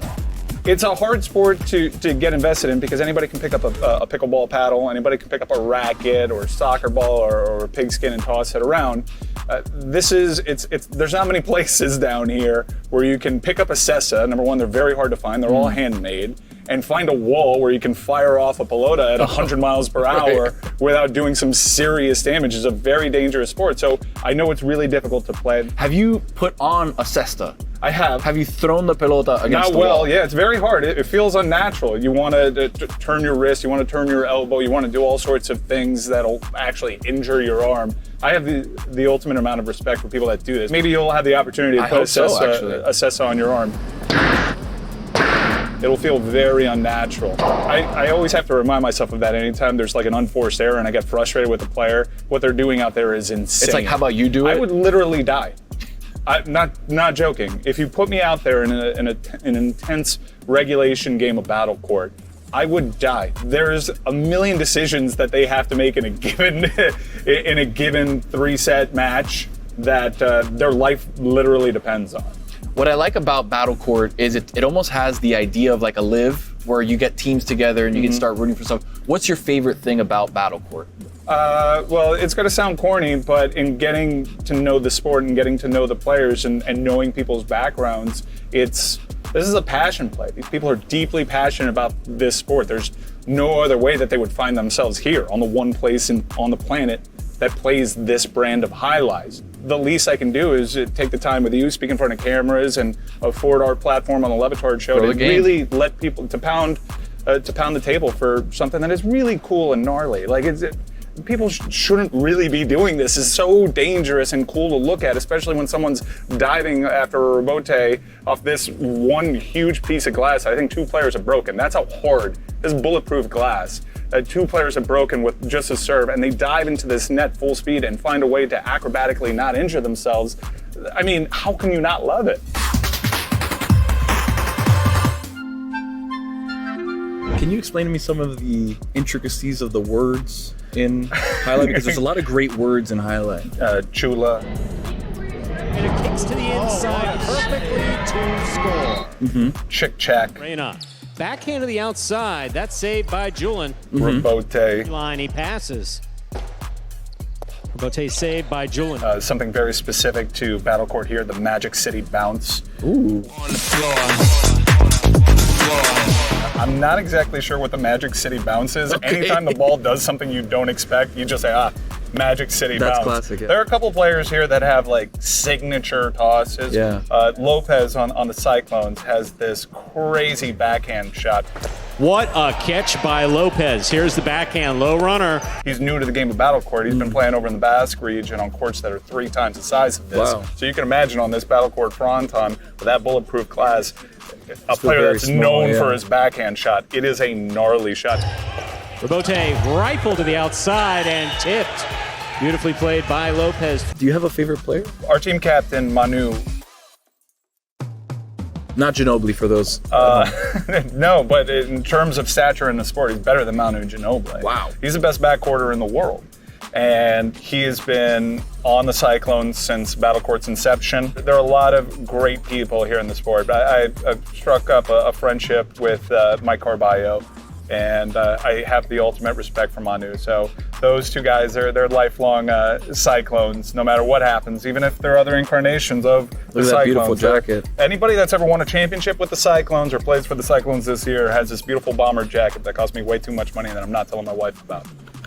She's not going to see this. Cynthia, do not watch. Mike Ryan Reeves, thank you. The mayor of the Magic City Fronton, the king of Battle Court himself, the owner, co-owner of the Cyclones. We dropped the Cesta, just the Cyclones. Just thank the you for your Cyclones. time, man. Oh, it's an honor. Mi gente, thank you for watching Tony Tonight. The Boston Celtics have just sold for a record amount of money for a North American franchise, topping the Commanders that went for about $6 billion. The Boston Celtics have sold. A good time to sell coming off of a championship. I'm a little surprised that it's more than the most expensive football team. I hope the new owner relocates them. That would be hilarious. Whatever, man. F them. To Seattle or something. See you, Boston. Little Rock, Arkansas. Whatever. I hope they lose the team. Did I just hear you mutter or whisper? It was a mutter whisper. F them. Yeah. Anyone want to step to that statement about the Boston Celtics? No, cosign. Anyone? Nope. I'm Same with you. here. Wholeheartedly agree. Thank you. F Boston. Thank you. That's a lot of winning that's being done in Boston, though, with their basketball team where they win the championship and then sell for more than a football team. It's like that's or sell for more than any football team ever. Do they get a banner for that? They should. David, want to come back on and tell us what a bad business investment it is to buy a sports team because you're going to lose money? New guy got ripped off. If they made $6 billion in 3 years. Classic overpay. Speaking of Boston, what do you think of Marchand? I'm excited for Marchand. Really? We got you. I am. I'm excited. I look at you different now. Look, I'm trying to win another Stanley Cup here. All right, you're talking about I'm looking. Why'd you bring this loser aboard? He's one of the great postseason players. All right, he's a rat, but he's now our guy. All right. Last 2 postseasons, I haven't been impressed with him. I was we knocked him out last postseason. All right? But now he's on our team. And if the guys in that dressing room are okay with it, then you kind of need to be okay with it. All right? Yeah. You're not above the team. That is a pretty good point. If the guys, if Sam Bennett is okay with it, Mike Ryan, you better be okay with it. We were talking about Shane Gilgeous-Alexander earlier, and for those of you who do not remember, this is something that happened. The Oklahoma City Thunder traded Paul George for Shane Gilgeous-Alexander and 5 first-round picks. You leave a little bit of context out when you say it like that, though. And Danilo Gallinari. No, that's what not, you were getting That's at. not the context, all right? It's a little bit unfair. I'm not trying to defend the Clippers, all right? It was a great trade by Oklahoma City, but you kind of need to add the Kawhi Leonard part. Kawhi. Come on. Well, I will talk about Kawhi Leonard for a second here because I find his story to be hugely interesting in the shadows in that it would appear that his body broke down during and with the watch and care of the San Antonio Spurs, and that whatever his gripes are that have never been made public in his voice, that he left San Antonio, at least in part, because of everything done to his body that has subsequently harmed his career in a way that is obvious, because we do not talk about Kawhi Leonard anymore, and when it's the Clippers getting 50 from somebody, they're getting it from James Harden. But I think we don't talk about him anymore because there's nothing to talk about. Like, there's nothing new. We've been doing this with Kawhi Leonard. He left in 2019, left Toronto in 2019. So we're going on 6 years. Oh, no, of the same. But my point on that is, it is in the middle of the super team era, Kawhi Leonard won a championship by himself. And whatever that cost his body is something we haven't seen that dude since. Like, it's been that 6 years of what should be his prime or something close to his prime when he was at the height of his powers and at the top of the sport. His body has clearly betrayed him. To that point, it's like you have James Harden and Kawhi Leonard on the same team, and like we don't talk about the Clippers ever. And they're not good. even the best team in their city. They're really good, though. Like, that's the crazy part is they've been good without him, and when he's there, they can beat just about anybody in the West. That's what's really wild right now is there are all these teams right around the play-in. You have the Timberwolves, who made a run last year. The Clippers, they have the same, not the same winning percentage, but they're both 18 games back, so they're sitting at 7 and 8. And then you have Golden State right there as the 6th seed, just a game ahead of them. So all those teams are vying to square up against whoever the 3 seed is. But man, when you're thinking about being Oklahoma City or Houston or the Lakers as these 1, 2, and 3 seeds, the Clippers, to me, of all those teams, might actually be the team I want the least. They're deep, they're big, They could have won the physical, and if championship Kawhi's last year. there, man, they're good. They could have won the championship last year if they'd been healthy. Yeah, but I think part of the reason that I'm shaking my head is we've seen this movie before. We're going to get to the playoffs, and he's not going to play. No, that's totally fair. And for that matter, when you're looking at one of the other teams there, it's Golden State. Like, Jimmy is going to be there for the playoffs because he hasn't played for a year, so he's going to be available. Right. Going back to Boston and trades for a second, can we look back at the Mookie Betts trade? Can we examine Oh my God. the Mookie Betts trade that has to have Boston Red Sox fans still upset? Well, it's really crazy because when you look back at it 5 years ago, obviously Mookie Betts now just won a World Series with the Dodgers. They're one of the greatest teams you've ever seen. And the Red Sox were on a path when they had Mookie Betts and a whole bunch of these other guys coming up, Xander Bogaerts, who's no longer there as well.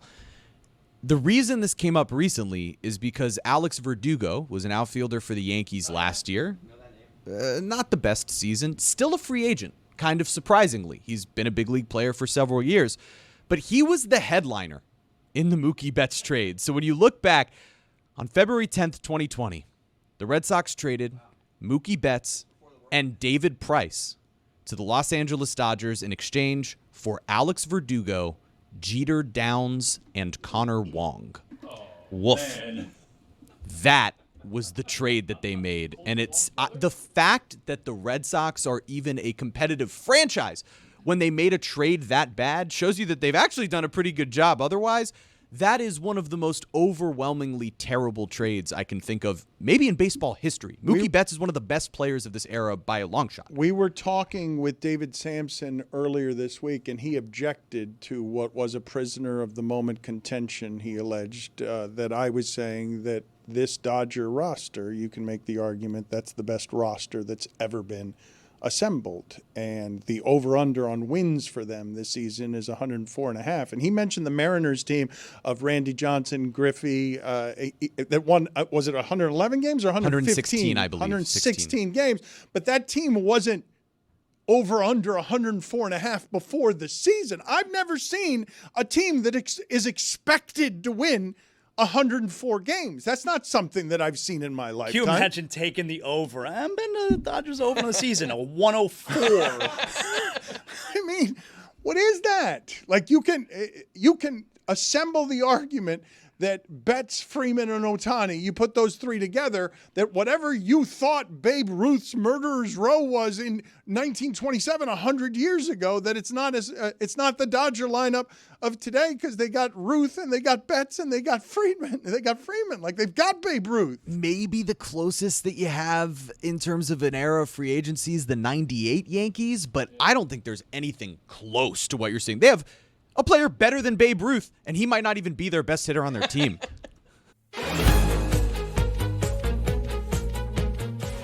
That's right. It's Thursday Thunder, and it's brought to you by DraftKings. DraftKings, the crown is yours. Juju, what do we got? Man. The best Thursdays in the world. One of them today starts right now.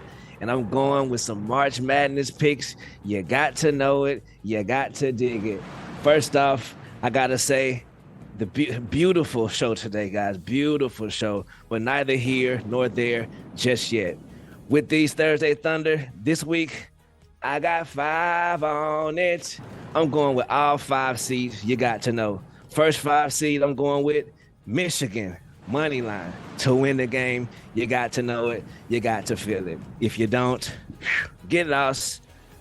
The second seed, or the second number 5 seed I'm going with, is Penny Hardaway and them boys. Anthony Hardaway, or as my dog Tony like to call him, Anthony. What you like to call him, Tony? Afrini Hardaway. You got to know. I'm going with the Memphis Tigers to win. Money line. You dig ski. And with the last leg of this Thursday Thunder, I'm going to the Women's League. I'm traveling all the way to Tennessee to my sisters. I think they are going to drag USF tomorrow. I mean, they're going to beat the tar off of those ladies. Salute the USF. But I'm taking number 5 seed Tennessee to win by 19.5 at least tomorrow. You got to know it. Lock them in. Juju, I don't know how closely you follow NASCAR or how familiar you were with Ryan Blaney. I'm sure much of our audience is NASCAR agnostic. How'd you like that interview? It was good. It was fun. His microphone. I think the NASCAR microphones, they don't work as well as the regular people's mics. Something going on right? there. Not sure what's going on there. But I think it was a wonderful segment. He was a great sport. He leaned in. He even answered Dan's awkward question that shocked the world yesterday. Hats off to Buddy. And he does look fantastic in a hat. Oh, he can rock a cap. What is the worst part of the life? So bad. Oh man. And I'm so happy to see we got a celebrity in the building today. One of the most popular celebrities, Andrew Yaslow. Oh my God. Whoa. Wow. That's why Andrew's atop that celebrity pick'em board. You dig it? My bad. John, his close friends call him Andrew. Y'all call him Jonathan. But yeah, bro. I agree with you, bro. Like, White Lotus this season, absolutely nothing has happened, bro. Nothing. Like, good to see you, Juju. I do need to ask, though, when you say that USF is going to get the tar beaten off of them by those Tennessee ladies, can you also salute them while you're saying they're going to get the tar beaten off of them? Yes, sir. It's required. It's in my contract. You have to salute them after taking a page out of the Devil's book and saying they're going to get the tar beat off of them. All right. So yeah, you got to. And the last piece about White Lotus, so much of nothing has happened. Like, it's beautiful scenery, wonderful scenery, but so much of nothing has happened that you guys are like, I would say the word, but I can't say the word. You guys are fawning over a Sam Rockwell monologue. Like, true. That's the most boring thing in the world. The monologue needs to get over itself just a tad bit. Neither here nor there. It was very freaky. Spoiler alert. Someone else who doesn't seem to like foreplay. Just saying. I did spend the entire part of that monologue thinking, like, most of it was just me thinking to myself, how would I react if one of my close friends was telling me all of that? I was envisioning me being in that situation and what I would, like, I was stunned that Walton Goggins' character allowed him. Like, there wasn't a single moment in the middle of that where he goes, "Are you effing with me?" I think he played a pitch perfect. It's a lot to absorb. But wouldn't you say to your friend at some point, "Are you effing with me right now?" Me, perhaps. Yeah, I guess. It depends on the friend. There'd have been some type of interjection on my part. He did. He made a. Yeah, I would have asked him, "Are you okay, bro? Something. You good?" Something. We talk White What'd you Lotus say, this, Tony? White Lotus that. Like Thursday, best Thursday of the year right here. And we're talking about White Lotus for 6 hours and kissing. And let's focus on hoops. How about that, Juju? Hell yeah, but this because today is legally, contractually, the first day that we were allowed to talk about White Lotus because it's been the allotment of days. But speaking of hoops, I saw that you guys had a segment, the end of the segments discussing the Boston Celtics trade. I mean, the sale of the Boston Celtics. And I heard my brother Andrew Yaslow talking about how they're relocating. Yeah, they need to relocate. And I just want to just put some accoutrement in the air just to remind my brother that the Heat still have a ways to go before they even matter. You know what I mean? Some would say that Jimmy Butler trade rivals the Nico Harrison trade. And if they said but that, they'd be here nor wrong. there. Okay, but we do need to acknowledge, Juju, the Heat can't do anything about them not being born while the Celtics were winning all of those titles, because since the Miami Heat have existed, they've won more titles than the Boston Celtics. Like, that's the only way we can measure those two franchises. The Heat can't do anything about not being alive in the 60s and 70s. The Heat have won more titles than the Celtics since 1988. Speaking of being born and alive during the 70s and 60s, happy birthday, Pat Riley. I don't know if we got to that today, but happy birthday to the big dog. Happy birthday to him. I don't care. Good luck. Some would say that this should be the last birthday that he occupies this position because the Heat are definitely not in the right place. I don't put too much stock into the draft positioning and all of that because you only get one Cooper Flag per draft. You only get one Victor Wembanyama that you missed out to go to the play-in, the championship. Thank you. Get well soon. Tony was right. They went you to the feel me? finals. Yep. And it cost Congratulations. everything. Yep. What did it cost you? Everything. But now, but back to Tony though. Speaking of the season of basketball, I got my top 5 March Madness moments in the history of Middle Earth. Oh, let's do this. Yes, sir. OLI, because it was the Big East Championship. Kemba Walker crosses up buddy from Pittsburgh, fade away. That was electric. That's what got my brother into basketball. He became briefly a Charlotte Bobcats fan because Kemba Walker was there, because the first tournament he ever watched included that shot going into the tournament. It got your brother into basketball. It did. Fun fact. You're welcome Hell for that yeah. information. People care. People care about me in disguise, all right? That was not nice, I feel. No one's nice to me. That was not nice by Chris. It was That was really mean. Very condescending. Yeah, a little. Why are they being mean to you today? Today? Yeah, I mean, listen, I'm here today. This is what I'm noticing. It's constant. But he does have the golden vocal cords. You know what I mean? He's blessed up with some bangers. Salute to Jeremy Taché and the singing voice. Love you, Juju. Number 5, Chris Webber's timeout. Yeah, man. Fab 5 against North Carolina. That timeout heard around the world. It ended one of the most epic runs in the history of basketball. Number 4. By the way, I loved Michigan growing up. All right. I was way into the Fab 5. You know, when they won the national title in '88, Glenn Rice. So from that point on, I was a Michigan kid. And then we get to the early 90s there, and you got I was heartbroken when Webber called that timeout. Jeremy, how was your brother? Yeah. How'd your brother handle that? He was just absolutely crushed. Number 4, Jimmy Valvano's NC State slays Houston at the buzzer for the national title. and he runs around the court. Oh my God, I see that every day almost. But what a moment for the world. He's looking for and somebody to basketball. hug, running around that court. Can't find anybody to hug. Right, luscious locks too, just flowing in the wind, just flowing.